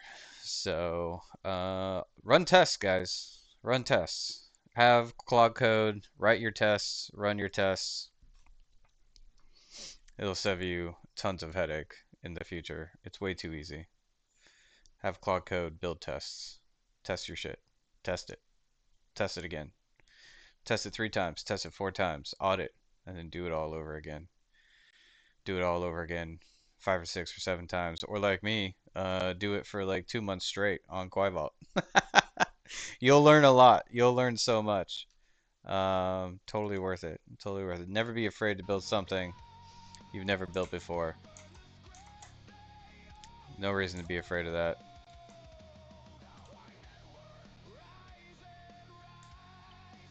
What up, Pat? How's it going, man? Don't worry, don't worry. We'll hook you up. We'll hook you up. I'll show you how easy this is, folks. All you gotta do is be signed up for Kipper.money.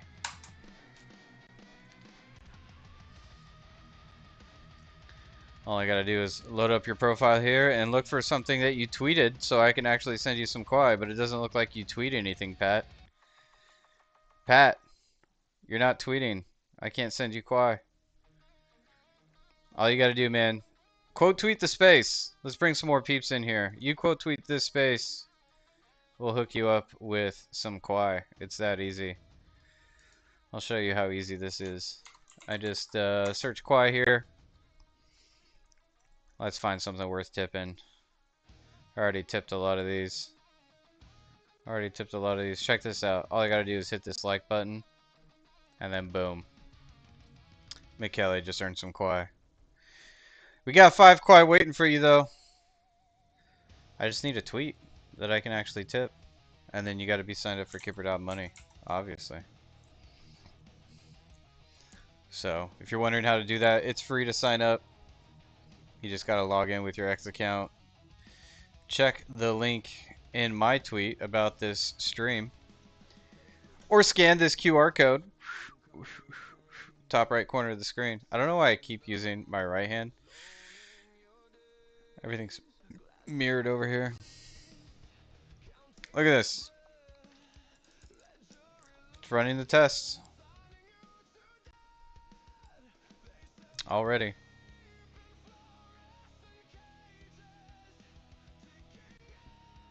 It's running the full test suite.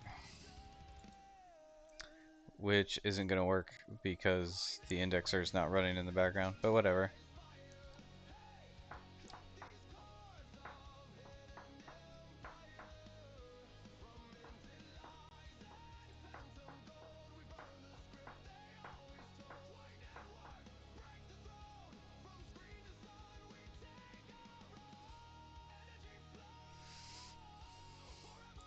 I think we updated our Supabase schema.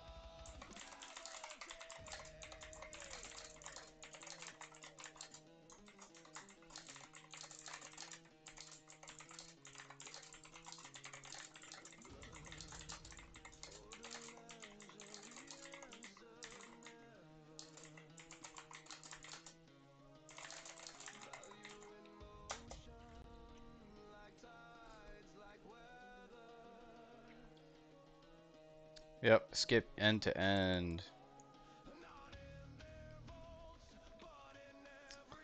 So let's see how many tests the indexer's running. This is just unit tests.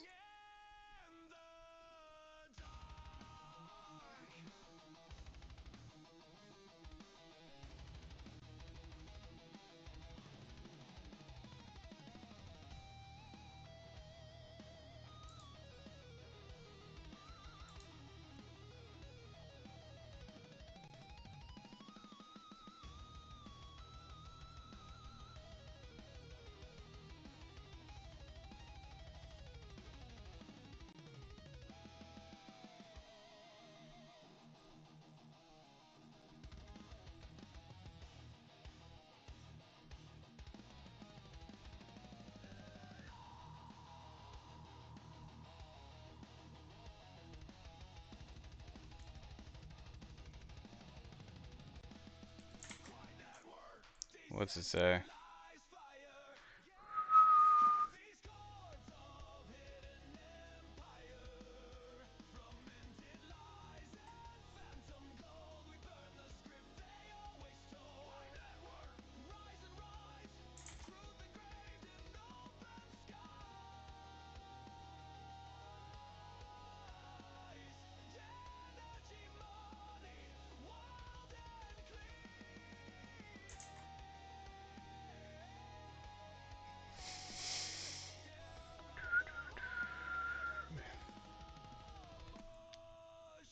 Hmm.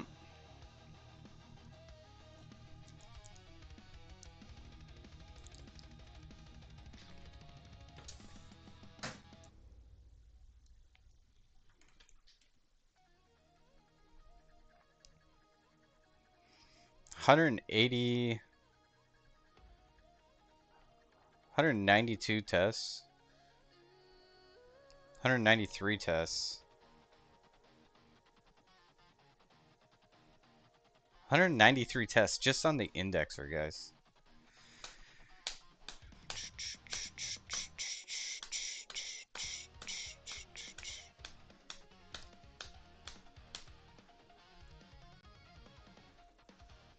$184 tests passing.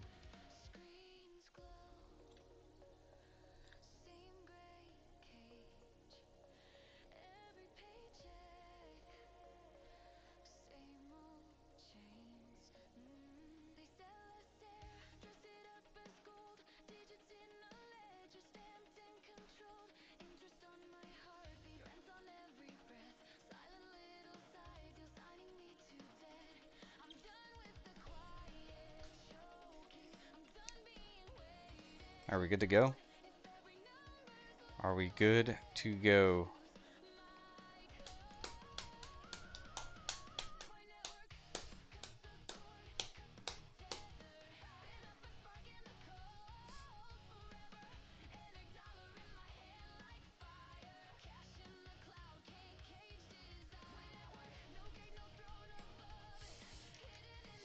This song's a banger, guys. This is still my favorite.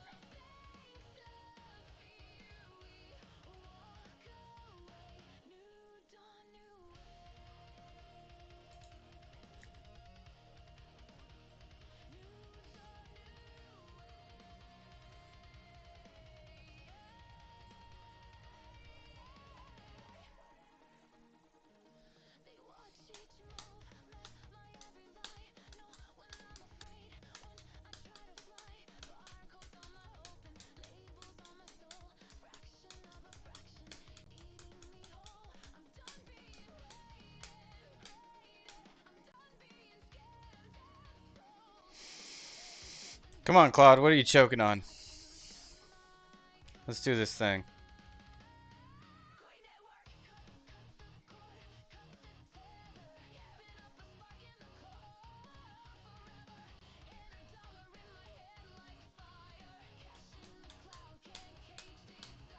All done. Results.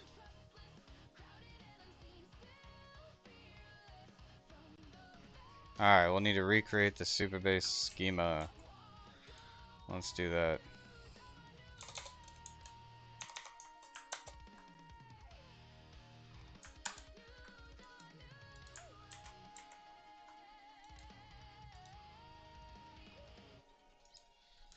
Success.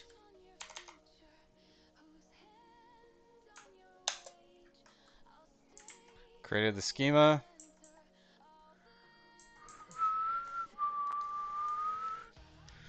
Alright. Let's run it.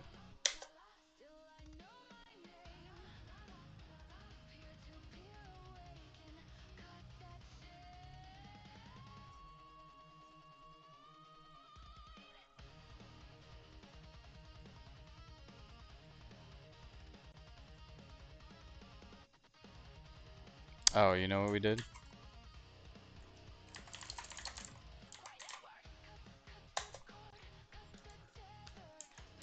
We gotta do this over again. We have new environment variables here. Let's make sure everything's saved.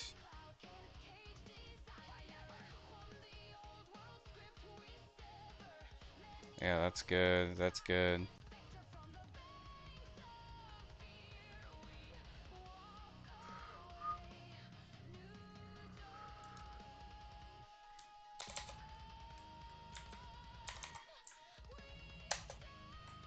Alright. Here we go.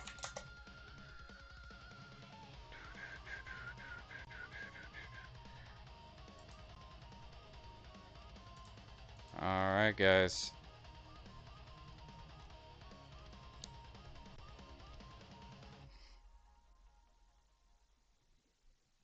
Definitely looks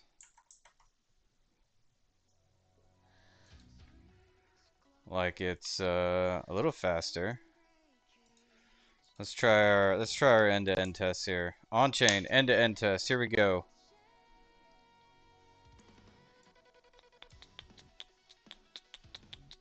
Actually, cancel that. Do we need to update our end-to-end tests?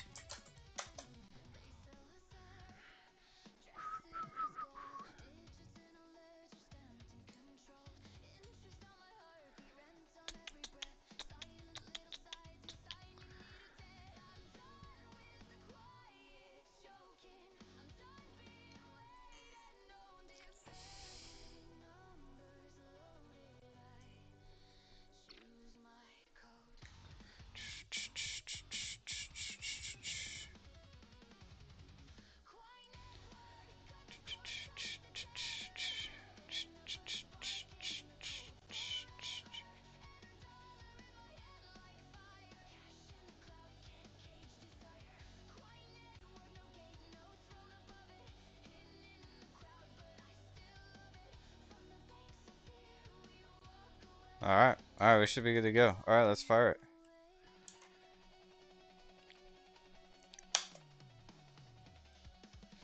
Here we go. Here we go.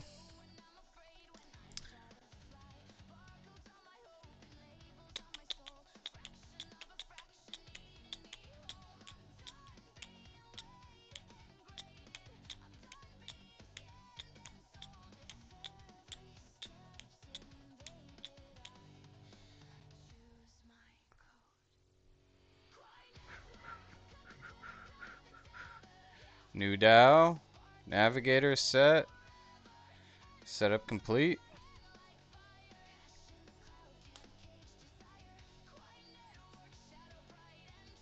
Phase 1.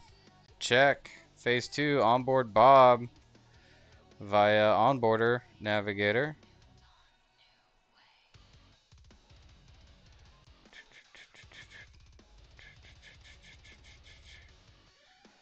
Mint shares to Bob. Phase 2 complete. Carol onboards via ERC20.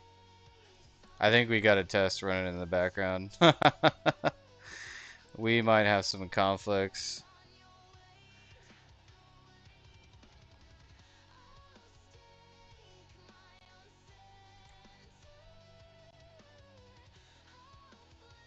Onboard event index. Carol onboarded via ERC20 Tribute Navigator. Alright, submit, vote, and process funding proposal.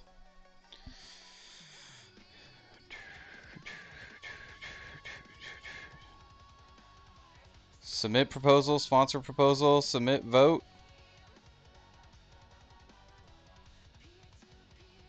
Let's go, guys.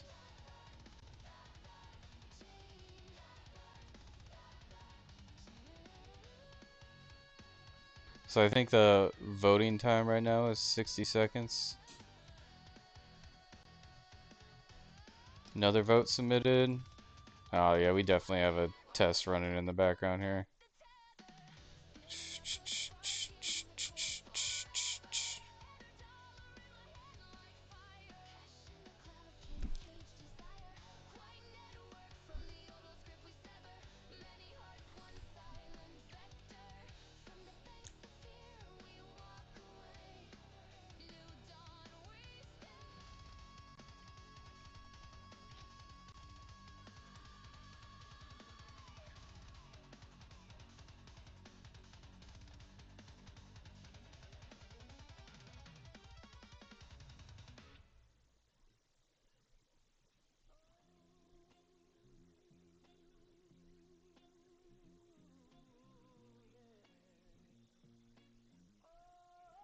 Now all of this is built on the latest version of Quai Vault. That basically allows you to launch a vault with a module attached and a delegate call address whitelisted, which will not be default if you're launching vaults through Quai Vault, because ultimately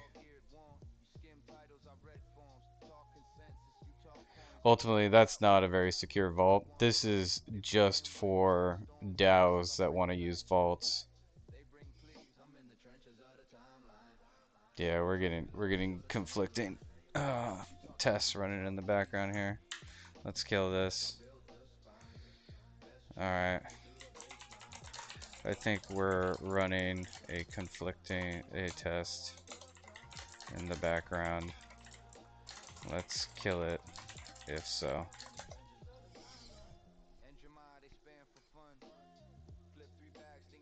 Yeah.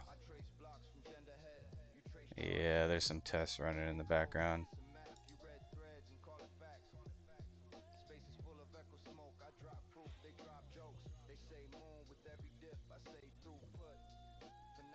Okay. Alright, let's run this again.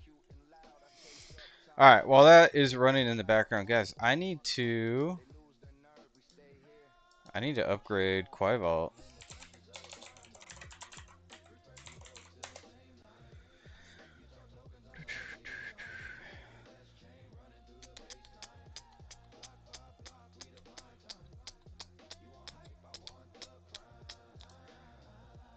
Let's start with the contracts. We created a new branch to support Quai DAO launcher. So let's see if I can merge this. Open pull request. Create pull request.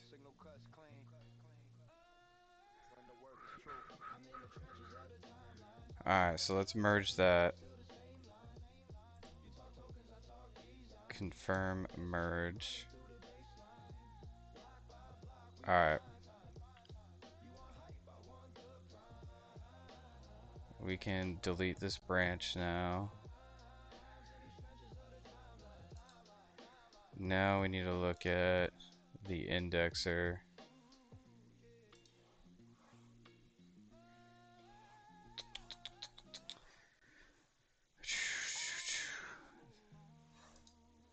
Let's go QDL Atomic. Open pull request. Able to merge. Create pull request.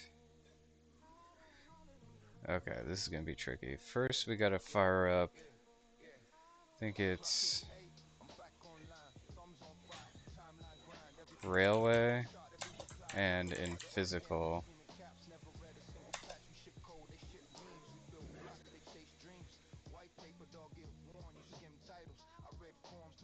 Go to dashboard.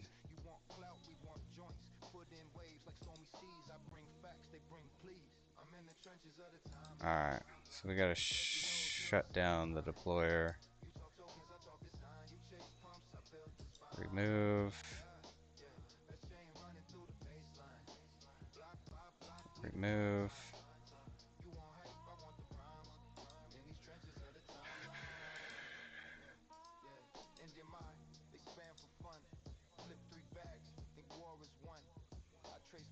Projects. Quai Vault. SQL editor. Select.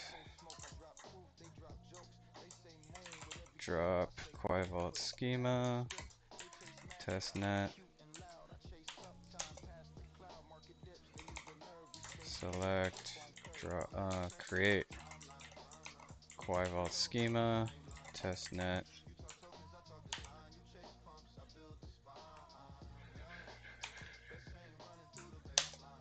Drop this.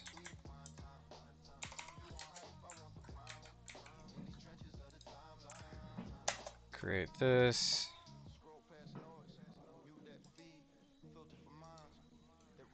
Alright.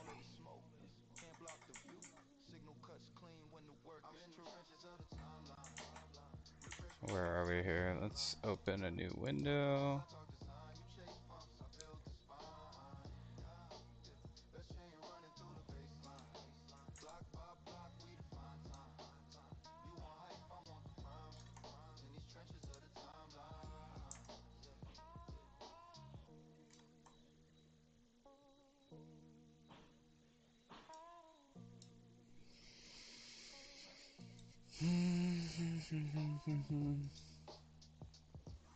Okay.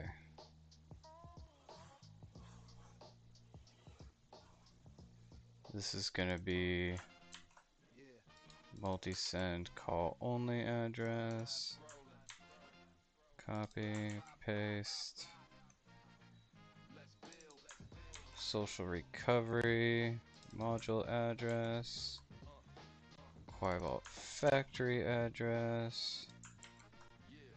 Quai Vault implementation address. Yada yada yada yada. And start block. We'll update start block. Save, save, save, save, save. Okay.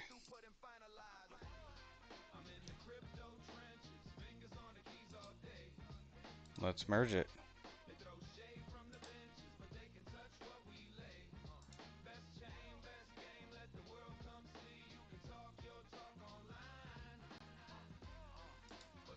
Abort.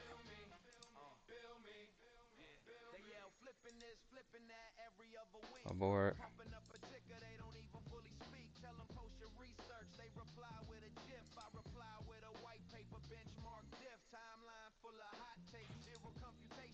Variables.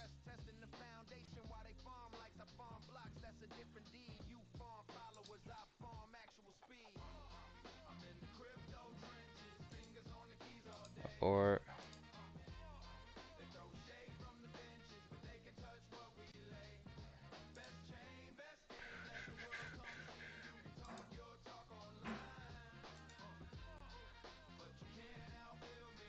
Make sure the indexer's firing up.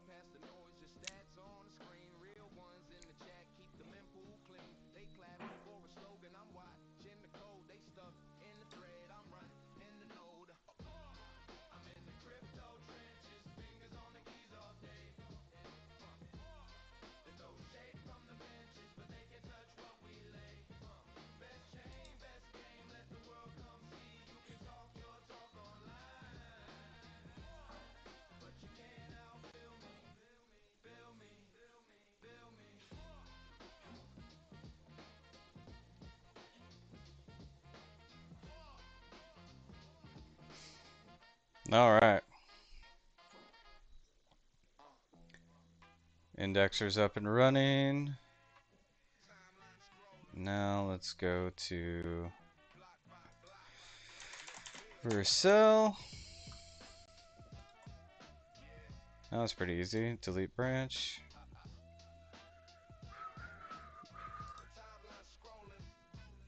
Repositories. Front end. QDL Atomic. Open pull request. Create pull request. Let's open folder. Front end. Open.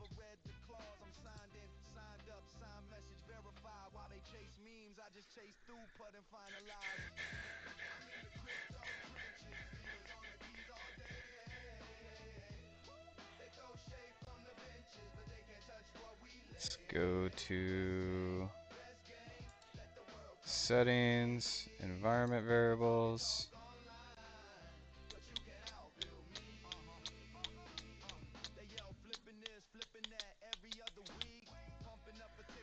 All right. Edit. Quai Vault Factory, new address. Save. Social recovery module, new address. Save. Multi-send. This is gonna be call only.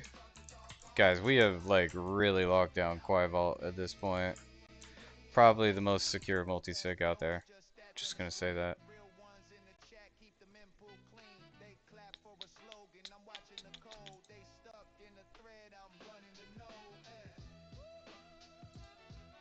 Quai Vault implementation.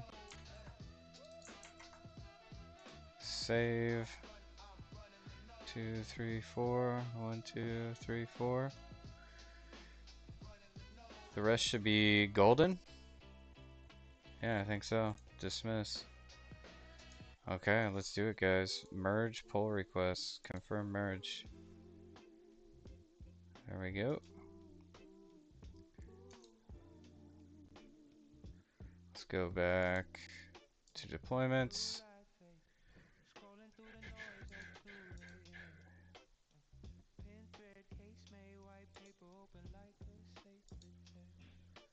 Building, building. Alright. Open folder. ww. Open.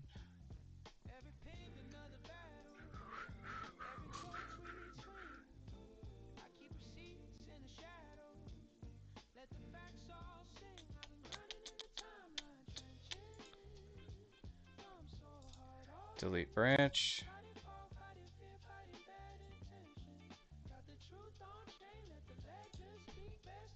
Okay. Let's check the website.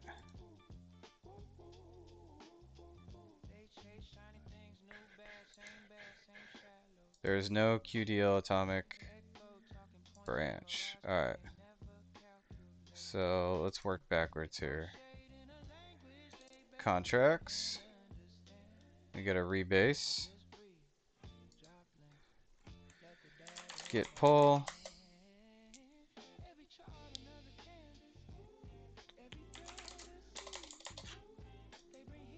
Git checkout. Main. Git pull. Already up to date. Okay. Now we do the indexer. Quai Vault indexer.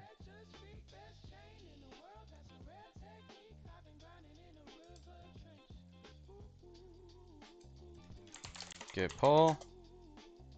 Git checkout main. Git pull. Alright, that's up to date.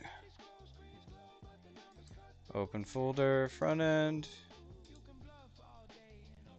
Here we go, guys.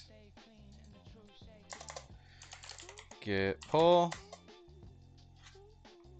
Oops. Git pull.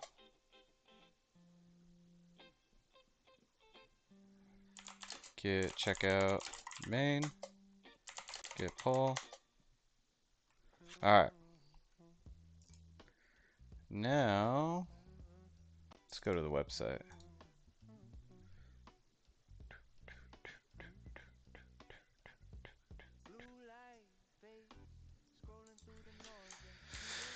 Alright, we've made some new changes to the contracts, indexer, and front end projects to support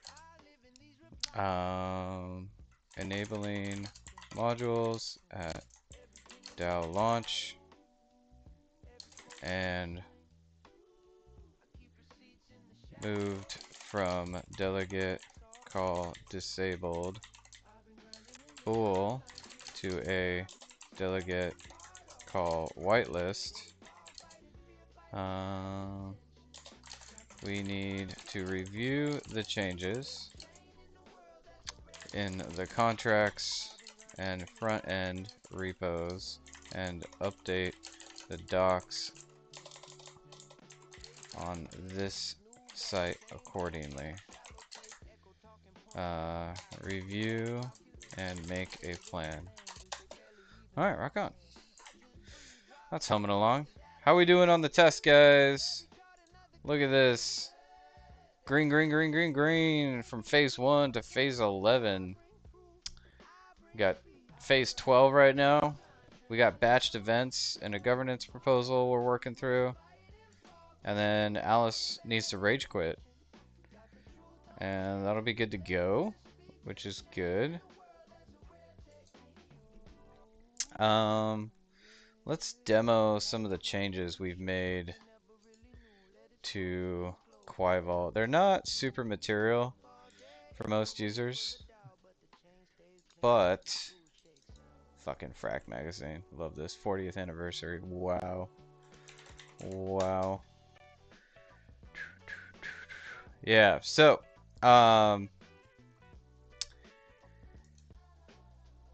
the last version of Quai Vault basically by default disabled delegate call, which was the source of the Bybit hack of like over $2 billion. Now you could enable it in the future, but that wasn't as ideal as, you know, ultimately just being able to like whitelist certain targets for delegate call, right? So if you just enable delegate call, pretty much any target on a delegate call was viable. This allows you to be a lot more specific when you do enable delegate call. If you don't have any targets enabled, obviously delegate call is disabled by default.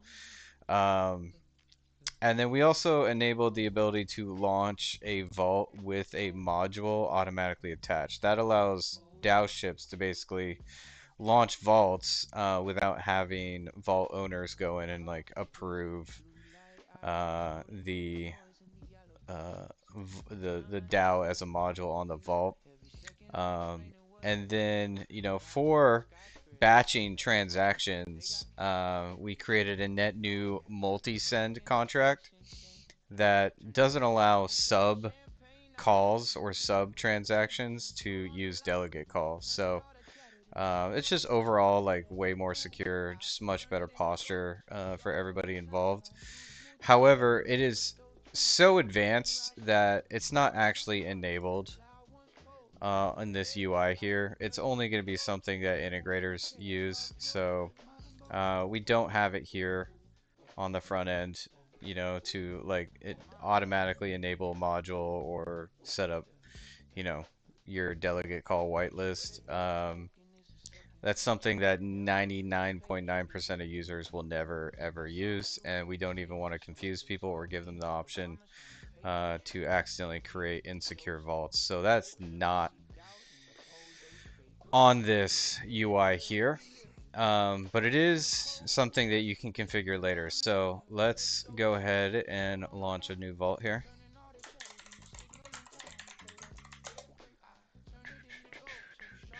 Let's make sure I'm on Orchard. Yep, we're on Orchard. Okay, we'll add this address, and we'll add one more address. And we'll create this threshold. I'm not going to enable an execution delay right now. We'll do that later. Start deploying, deploy, transaction submitted.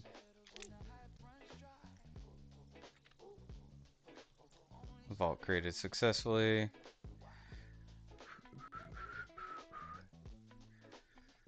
This will show up momentarily.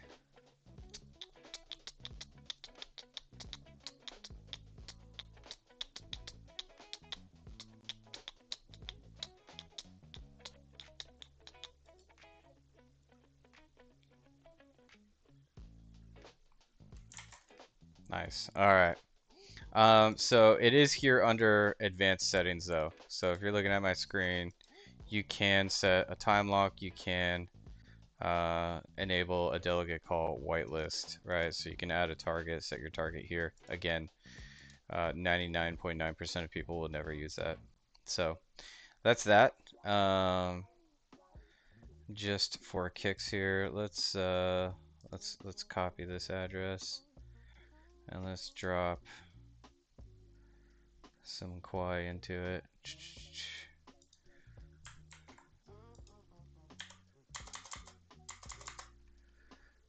Boom, boom.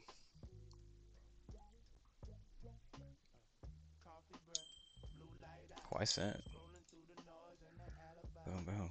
Guys, this might have been the smoothest experience deploying Quai Vault I've ever had. We're really nailing this thing. Boom. Billion Quai. Super dope. Let's go. Emojis.com. Do I own any emojis? No, I don't. Let's mint one.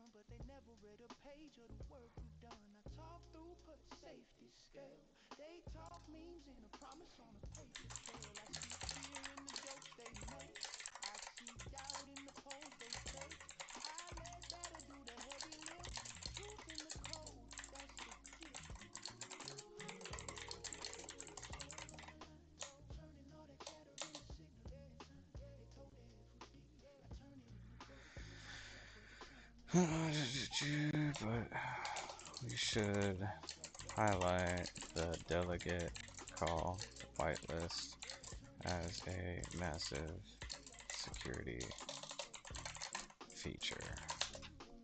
Alright, so I got token 14 here. Let's go ahead and transfer that token to the vault.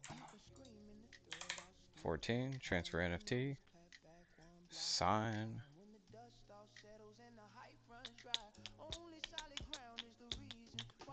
Transaction confirmed. There it is. Flag, San Marino. Nice. Alright. Looks like everything's working. Super sweet. We are updating the documentation on the website now. Let's check back in on our tests here. All passing. Let's go, guys. Let's go. Cool. All end-to-end tests are now passing.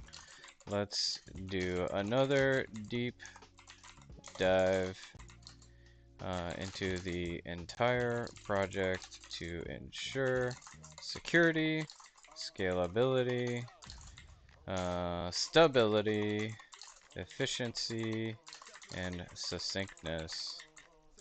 Activate backend architect and security engineer. Produce a report. Also verify the last report. Audit report 2026-03-23 MD.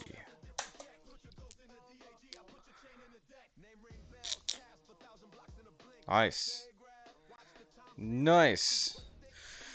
So, FYI, folks, pretty much had to completely rewrite Moloch DAO. Yeah, I mean, I don't want to call it trash, but it was clearly not vetted very well. Now that being said, it's the design is beautiful, beautiful, gorgeous design. The implementation had a lot wanting, so we pretty much rebuilt Moloch DAO v3 from the ground up. Um, and we're going to leverage its what they call shamans or modules system extensively in order to support, you know, both small teams to massive communities and even agentic DAOs. So we still have a lot of modules to implement. I've actually rebranded the whole thing. Okay, it's called DAO ships. The DAO itself is called a DAO ship. And the modules, which they called shamans, I'm actually calling navigators, right? We're gonna go with a nautical theme here, but visually, I already have an idea. It's gonna be the icon. I'm imagining like a spaceship with rockets and wheels and a sail. So like all the ships combined into one, um, and you're gonna use navigators to effectively, automate governance, management, and administration of your DAO. So we have two navigators currently created. I have a whole roadmap of navigators that we need to create to support anything a DAO could potentially need. But we will bake out this whole system here from contracts to indexer to application with two navigators right now. We have effectively like onboarding navigators. You either onboard by submitting a certain amount of Quai, or you onboard by submitting a certain amount of an ERC20, be it USDT, USDC, however you want to configure it. But we got to make sure the indexer is solid. We already made sure the contracts are solid. We got to make sure the index are solid. We got to make sure the front end is solid, and then it'll be really easy to plug in these additional navigators to extend the functionality of your DAO. So really looking forward to seeing that all come together. And then lastly, as a third project, so we got Quai Vault and we got DAO ships. Right, we're gonna build out a third project that allows for on-chain crowdfunding. Okay, so say you have an idea for a project that you want to, launch a DAO around. You need a way to source those funds. You need a way to raise those funds securely without, the fees and the administration of a middleman like, oh, I don't know, GoFundMe or Kickstarter or something like that. You can do all of that totally on chain. And imagine, today you create a Kickstarter page, you set a target and like tiers and like all this other stuff. Um, and then like when you hit your targets, like Kickstarter takes a fee and those funds are actually like released to you. Now imagine if you could give everybody who contributed to your project shares in that actual project, or a certain amount of, say, revenue based on the results. That's going to encourage a lot more people to participate in your project. So ultimately, ideally, with all three angles combined, we can create an amazing tool for fundraising Quai Vault to launch it officially on mainnet, and then go chase down a legitimate or a few legitimate security audits to help, solidify, get that stamp of approval that a lot of people need to use something like Quai Vault. So that's the goal, guys. That's the goal, guys. We need a secure way to manage funds. We need a secure way to govern the management of those funds, and then we need a secure way to raise those funds. So those three projects combined should be rocket fuel for, frankly, any project or any idea that anybody has in terms of building something on Quai Network. So I'm actually super excited for it, but we're uh, we're lining up the base layers right now. The vault, as far as I'm concerned, with this latest update, I keep trying to table it. I think it's done. I think it's in a super pretty place. I think it's better than anything anybody's ever created. So now we're working on the DAO launcher, and we got the smart contracts nailed. I think somebody's at my door. Oh, I got a package. We got the smart contracts nailed. We're working on the indexer now. Um, and as soon as we audit this indexer a few times, we'll get back to building out that front end. I'm really excited for this navigator feature. Um, let me see if I can pull up some of the navigator ideas I had. Christopher, you might like some of these. Love to get your input on some of this. Let's see here. Let's go. DAO ships contract. First of all, second of all, what do you think of the name DAO ships? Oh, I already have it open over here. Whoops.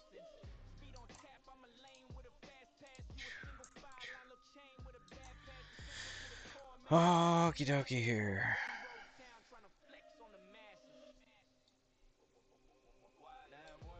Alright, guys. Navigators. Future navigators. Coming in hot. So,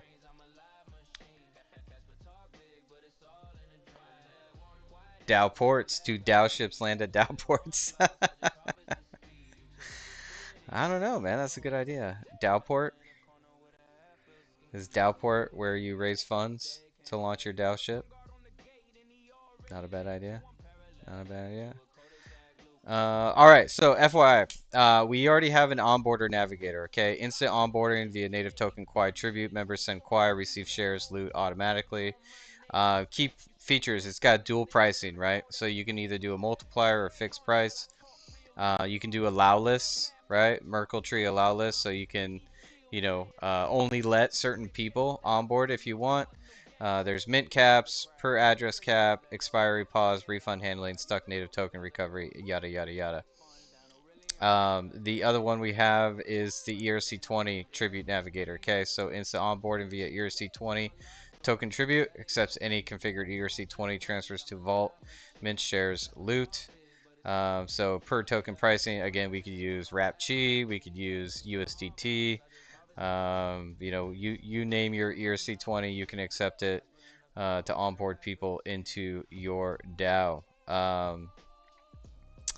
So other navigators coming. So the big one for protocol or investment DAOs is a time lock navigator. So what this does is it basically wraps governance configuration behind a mandatory delay. So when governance passes a parameter change, it is queued for n hours or days before taking effect.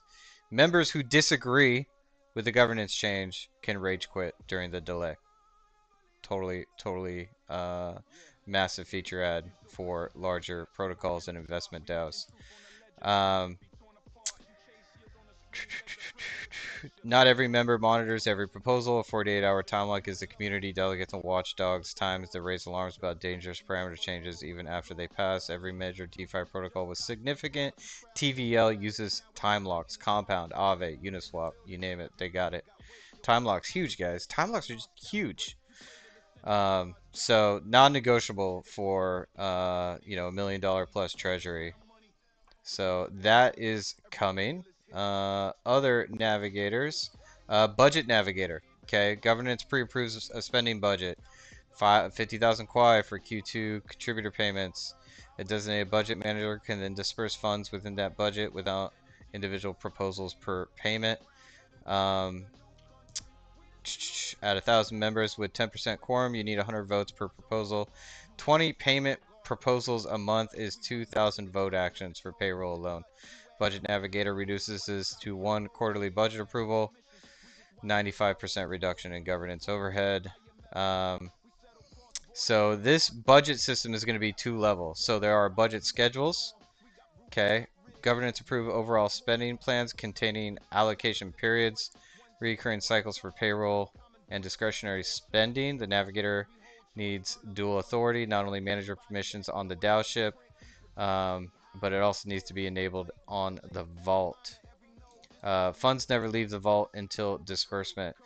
There will also be an option to add discretionary payments to this budget. So say, you know, you have $1,000 a month for XYZ. You can even add, you know, on top of that, like an additional 500 discretionary that has to be used within that pay period and resets every pay period. Okay, so huge value add there. Having a budget navigator that helps you eliminate governance overhead. Okay. Next one is a delegate registry navigator. Okay, this thing doesn't need permissions, but what it does is it allows delegates to publish their voting philosophy, expertise, and categories. Okay, why on chain is might be your question. Why don't they just talk about it in, uh, you know, what do you call it? A forum or something like that. This makes it so like any DAO app or any integration with your DAO can let your voters know who the delegates are, how they vote, etc. Delegation is the only way large DAOs hit quorum. At 1,000 members with 10% quorum, you need 100 active voters. In practice, 5 to 10% vote regularly. Delegation concentrates power to 10 to 20 active delegates. Without a registry, new members cannot discover delegates or make informed delegation choices. Okay, super important. So that's coming. Little delegate registry there. Next one are signal navigators. Okay, so you can do signal proposals on chain with a DAO. But it's a little too much overhead. Like if you're just trying to do a temperature check, right, on, you know, the direction that, you know, say governance needs some insight into what the members want. Basically, the Signal Navigator allows non-executing governance polls. Members vote using share weight, but no on-chain action executes. Used for temperature checks before committing to binding proposals. DAOship proposals are heavyweight, full voting period plus grace period, retention check, gas process. A proposal that does nothing still costs 10 days and requires 100 voters at 10% quorum. Why it matters at 1,000 plus members. Gauging community sentiment on 5 potential directions before committing to one binding proposal could take 50 days through DAOship's proposal system. Signal polls within 24 to 48 hour durations compress this to days. They also reduce voter fatigue. Members know signal polls carry no execution risk. Huge value add there. So really excited for that one. Uh, what up, Double D? Welcome to the chat, man. Let's get you hooked up with some Quai. Double D in the house. You excited for freaking playoffs, man? Right around the corner. Right around the corner. There we go. There we go. Got you hooked up, man. Um, Next navigator on the roadmap, guys. The vesting navigator. Mint shares on a vesting schedule. Cliff period followed by linear unlock. Unvested shares are clawed back if the recipient leaves. DAOship can mint shares, but it has no time lock minting concept. Minting upfront gives the full voting power immediately. The only way to vest is to mint incrementally, which require either a proposal per tranche or a navigator that mints automatically on schedule. Protocol DAOs hire core contributors with multi-year commitments. Without vesting, a contributor receives the full shares on day one and can immediately rage quit, extracting value without delivering the work. At 1,000 members, 20 to 50 active vesting schedules would be unmanageable through individual proposals. Okay, vesting schedules, huge, huge. So that's another navigator that we're gonna implement. And this, guys, I got so many ideas here. Okay, another navigator. Okay, NFT gated navigator. Gates DAO membership behind NFT ownership. Okay, ERC 721 or ERC 1155. Members must hold a specific token to onboard. Supports free mint and tribute required modes. Ownership checked live on every call. No allow list maintenance. Okay, gaming guilds, creator DAOs, protocol contributor programs, and real world asset DAOs all use NFTs as credentials. Baking the check into Navigator eliminates continuous allow-less maintenance and makes membership instantly responsive to NFT transfers. Okay, keyword there: instantly responsive to NFT transfers. Okay, one claim per address prevents transfer and reclaim attacks. We're thinking through all these things, guys, end to end. All these things. Okay. So that is the short list of navigators that we will be implementing in the very near future. So, hope you guys are here for it. I'm super excited for it. It truly is a massive unlock to launching your project on Quai Network. At least I think so. So, hopefully you agree. Let me know if you have feedback. Next month is NHL playoffs. April 18th, I believe. Puck drops. Double D says nothing beats NHL playoff hockey. God damn right. Nothing beats it. The few games at the end of the season can get pretty cray-cray, but once you're in the playoffs, it's fucking on, man. It is on. Here's the bottom line. 7 fixed, 1 invalidated, 0 critical high remaining open. Most actionable new findings. DS update active member count still uses blind plus delta. Handle ERC20 tribute onboard is 55 lines of dead code. Tribute metadata lost. Navigator cache not cleared on deactivation.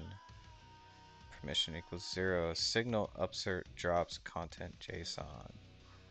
Alright, alright, alright.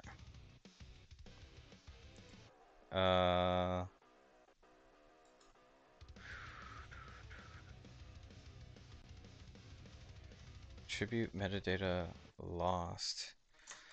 What do you mean in new to that tribute metadata is lost?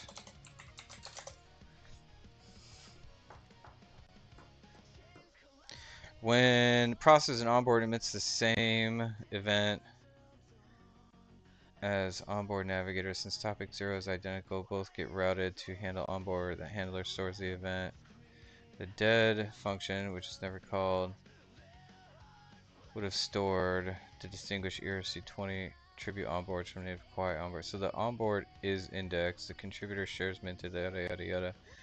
What's lost is tribute type tag in the metadata JSON column that would front end display onboarded. Without it, all onboards look the same in DB. The fix is simple and handle onboard check whether emitting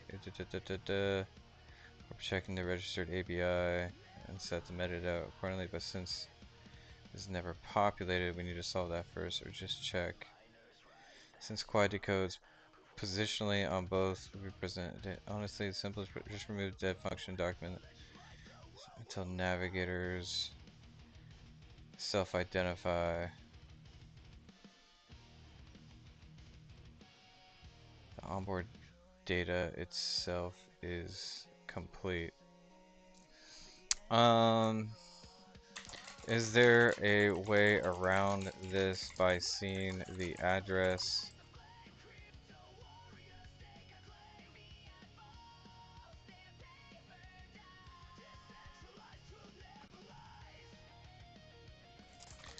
Or do we need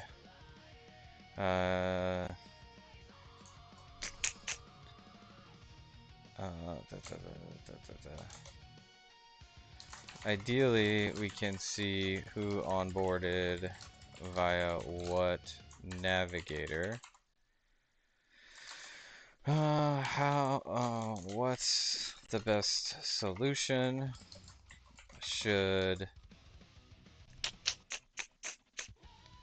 uh, da, da, da, da, da, da.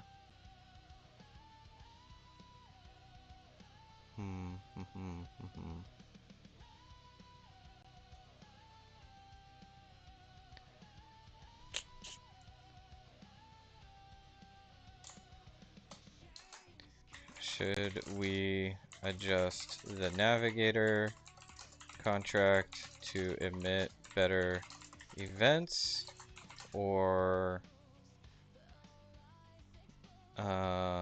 insert poster somewhere in the process, both during DAO launch and post launch navigator configurations.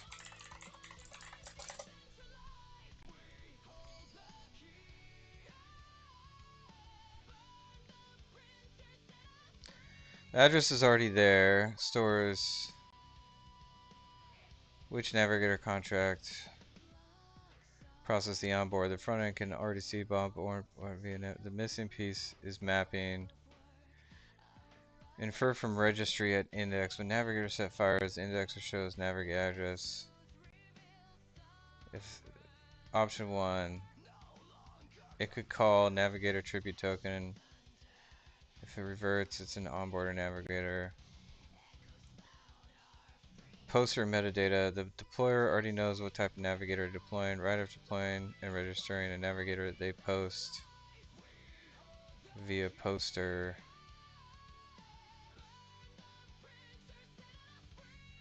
This is the cleanest. No, zero contract changes. It works for any future navigator type without indexer updates. Deployer has perfect knowledge of the type, always supported by the poster.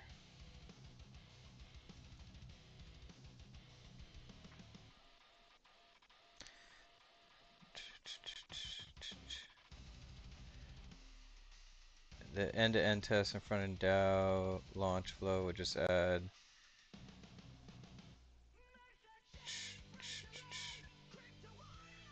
navigator event or a separate navigator registered event. Most reliable but requires contract upgrade.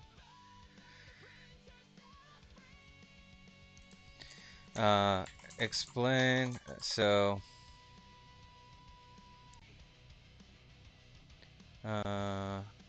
explain why option 3 is the most reliable and what the implementation would look like.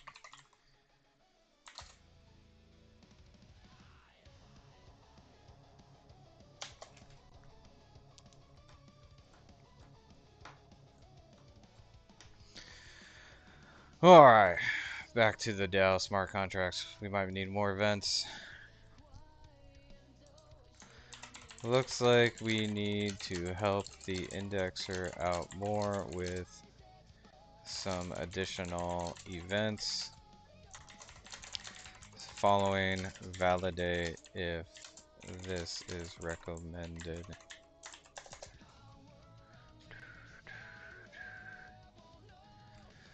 Da -da.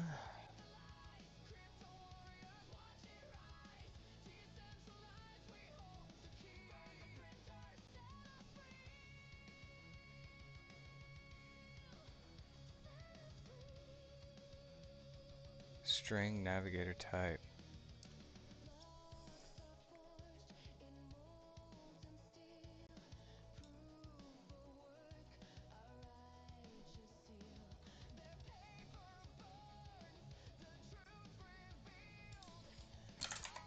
Option 3. Alright. More contract changes, guys. Let's check back in with community. How y'all doing?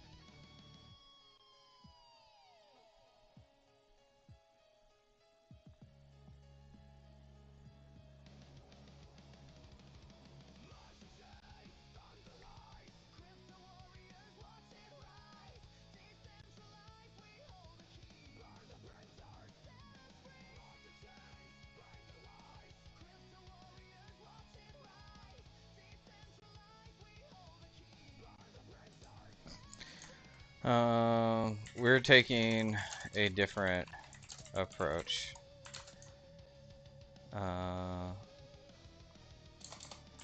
Adding a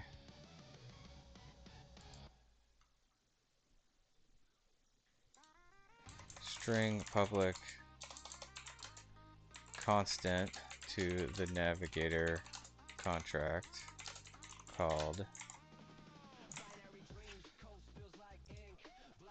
navigator type, which you can call upon discovery to correctly identify the navigator type.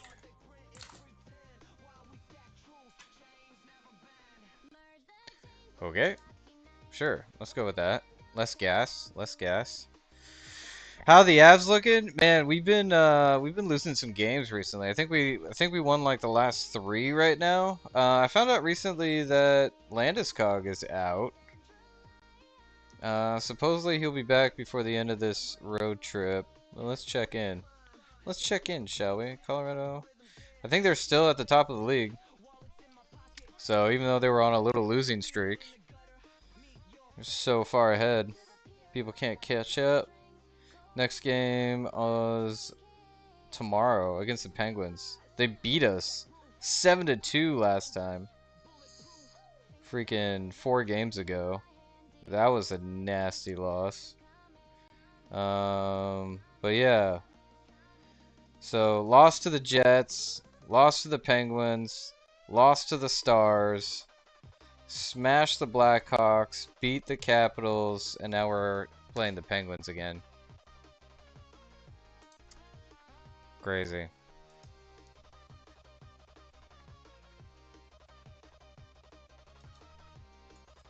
Crazy. I only caught like the first period of that game against the Penguins. Brutal.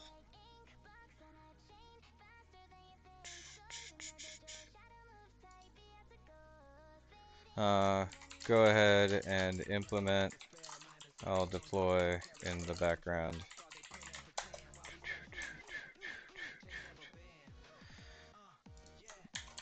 Did we update tests?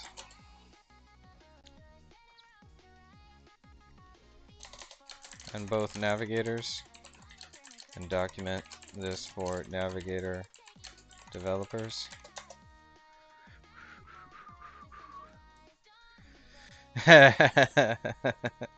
The President's Trophy. Don't want that. I hear that thing's cursed, man. I hear the President's Trophy is cursed. If you win the President's Trophy, you're not going to win the cup. Let's hear 192 points, or sorry, 102 points. The Stars are close behind us with 97 points. Redonkulous. Sabres with 95 points. Holy cow, and Hurricanes with 96. Dang. Who would have thought? Who would have thought the Sabres would be up in there? Where your Red Wings at, man? Are they in the standings? Are they going to the playoffs? They got like, are they 5th in the Atlantic right now?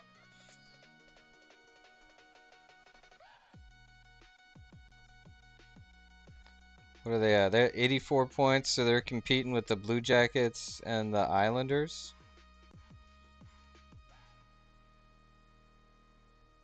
for a playoff spot. What's happening? Can't let Sydney Crybaby do that to you. I'll admit, man, like I was super bullish on our goaltending earlier this year, but I don't know if the shots are getting faster or what, but our goaltending has let some easy shots go by, in my opinion. It's a little makes me a little nervous. A little nervous. Oh, you're a Caps fan. Okay. Are the Caps not making it?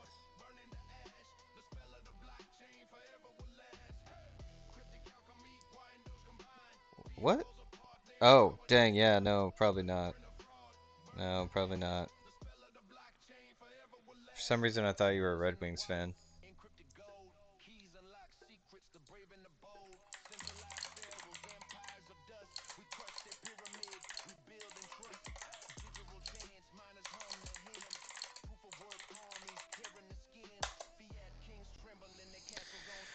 Not looking good. I'm sorry, man. Is Ovechkin still playing? Is he still playing? Oh, you live in Detroit. Okay, okay, tracking. Tracking. Let's check in on this here. What is it? NHL playoff picture? Why not? Wild card standings. Wild card. Oof. Detroit could slide into a wild card slot. Capitals are a lot further from it.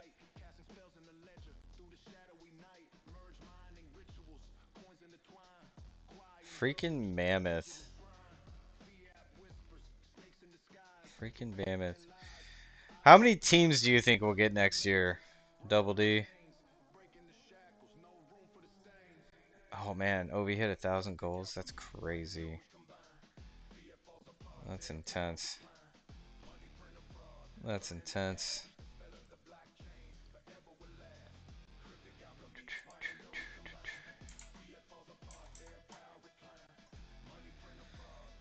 That's freaking intense, man.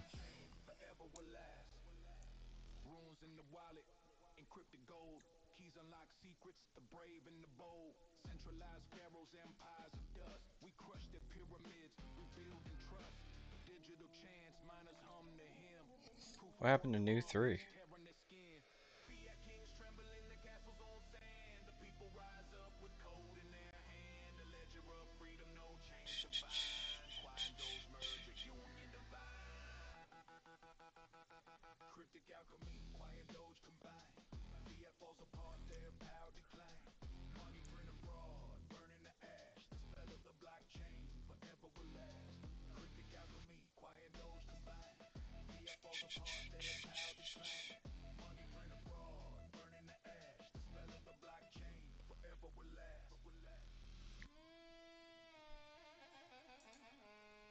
Alright, let's copy this to here. Save.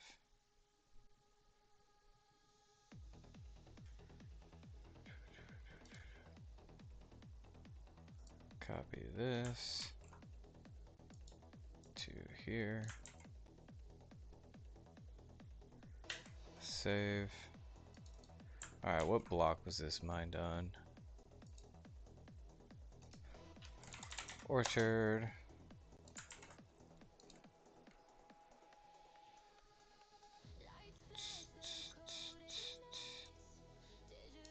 On that block. 80. Save.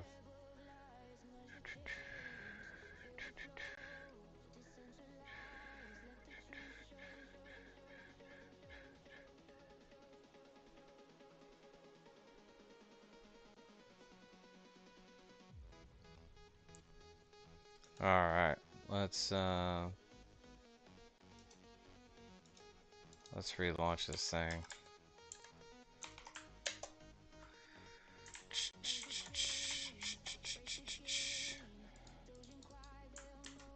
Copy.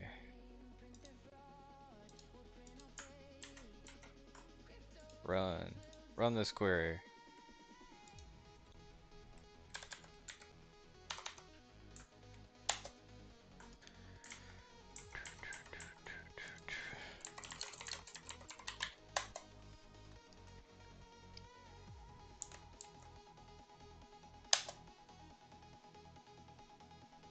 Alright. Okay. Do we need to update end-to-end tests?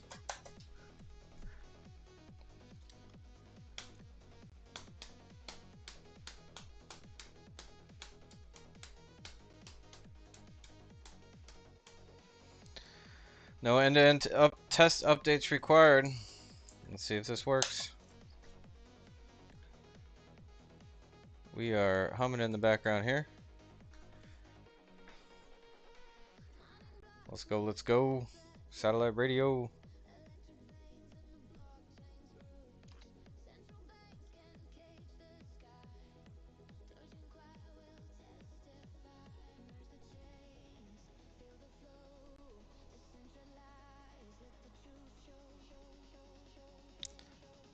Oop. Dow launch, there it is.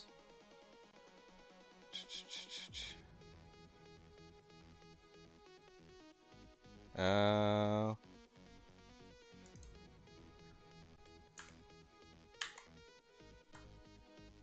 wah wah. I don't think. I don't think we updated the navigator ABIs. Let's go to end-to-end test.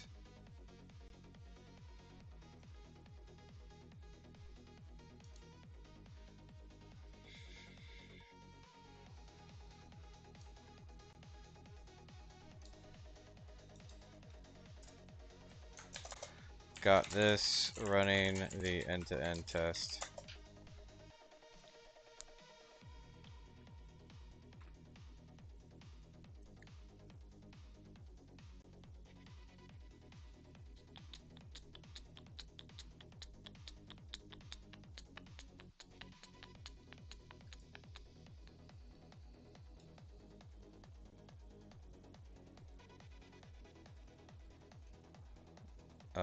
No, we should retry. Yeah, okay, fine. But you... Oh my gosh.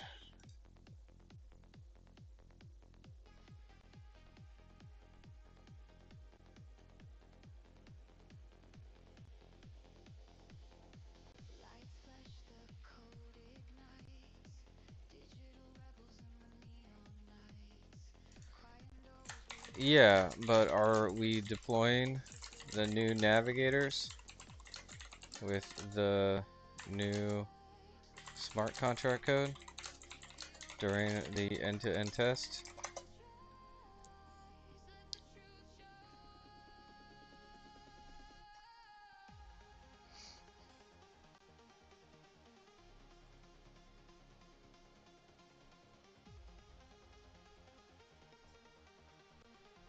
I already did that.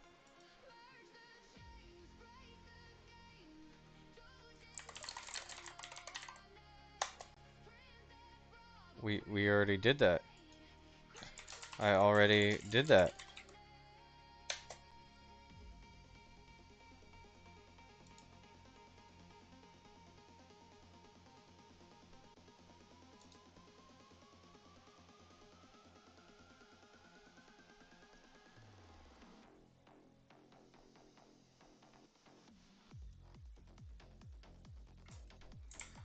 Okay. Let's try this again.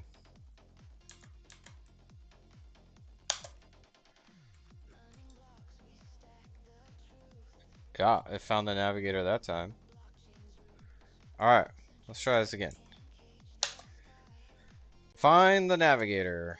Find the navigator. The navigator needs to be found. It is not navigating. It's doing its own thing. We're gonna go track down the navigator. Is that sounds ironic in my head. Is that ironic for you guys?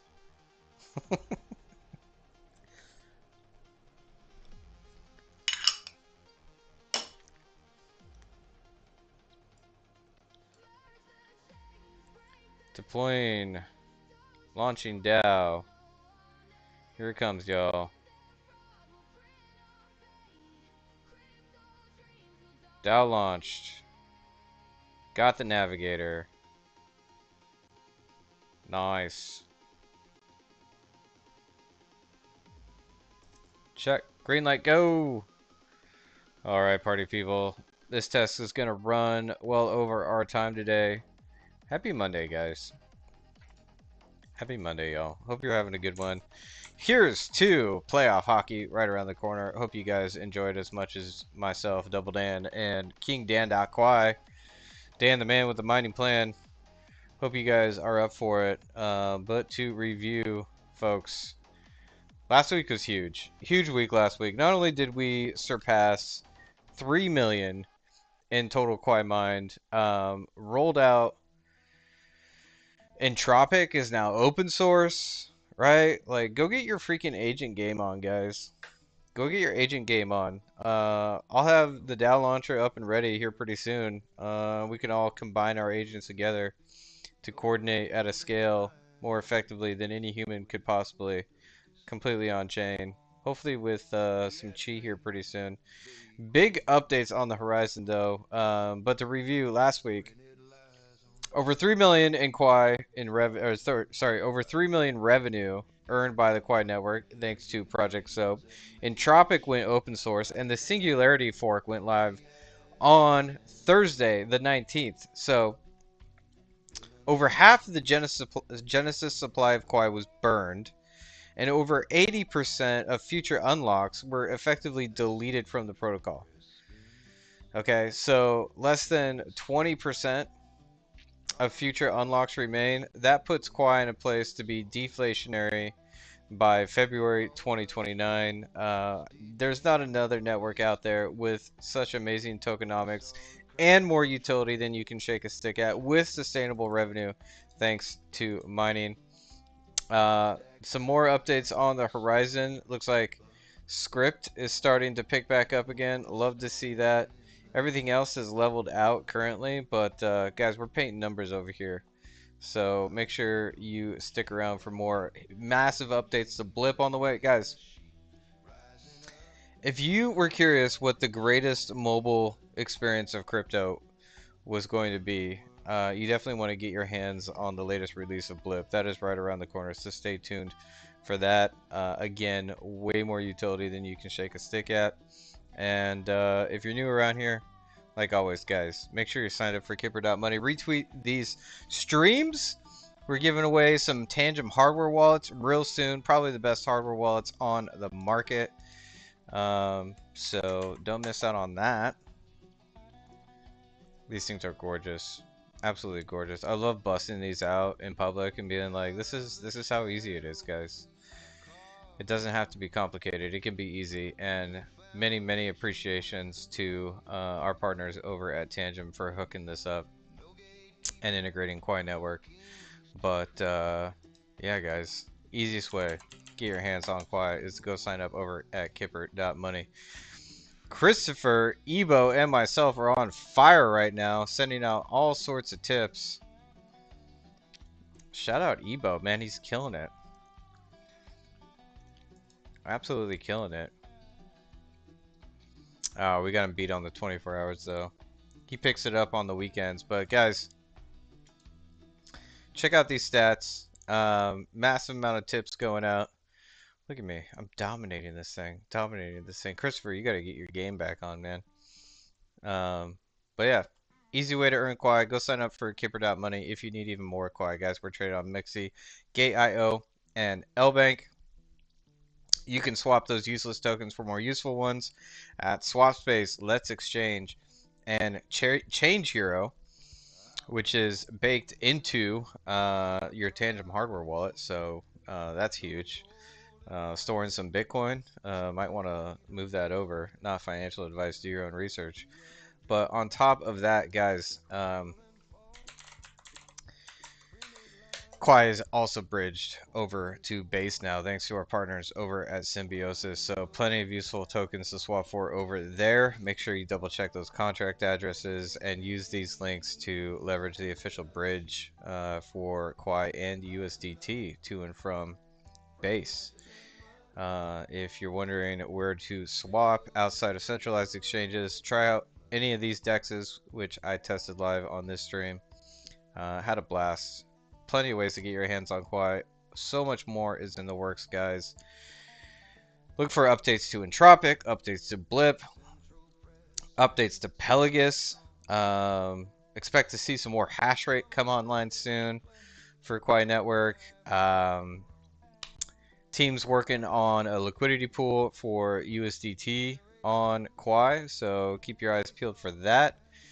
Um, and many more projects are cooking in our Discord server, guys. I'd be here all night if I listed all of them, but if you want the alpha, make sure you're hanging out in the Discord server, chatting with the community. They're cracked. They've been around through thick and thin, going on 5 years now over here at Quai Networks. So, uh, again, hope you guys had a great Monday. Really appreciate y'all tuning in today and bearing with me. We'll be back again tomorrow. Hope to see you there. With that, peace out, y'all.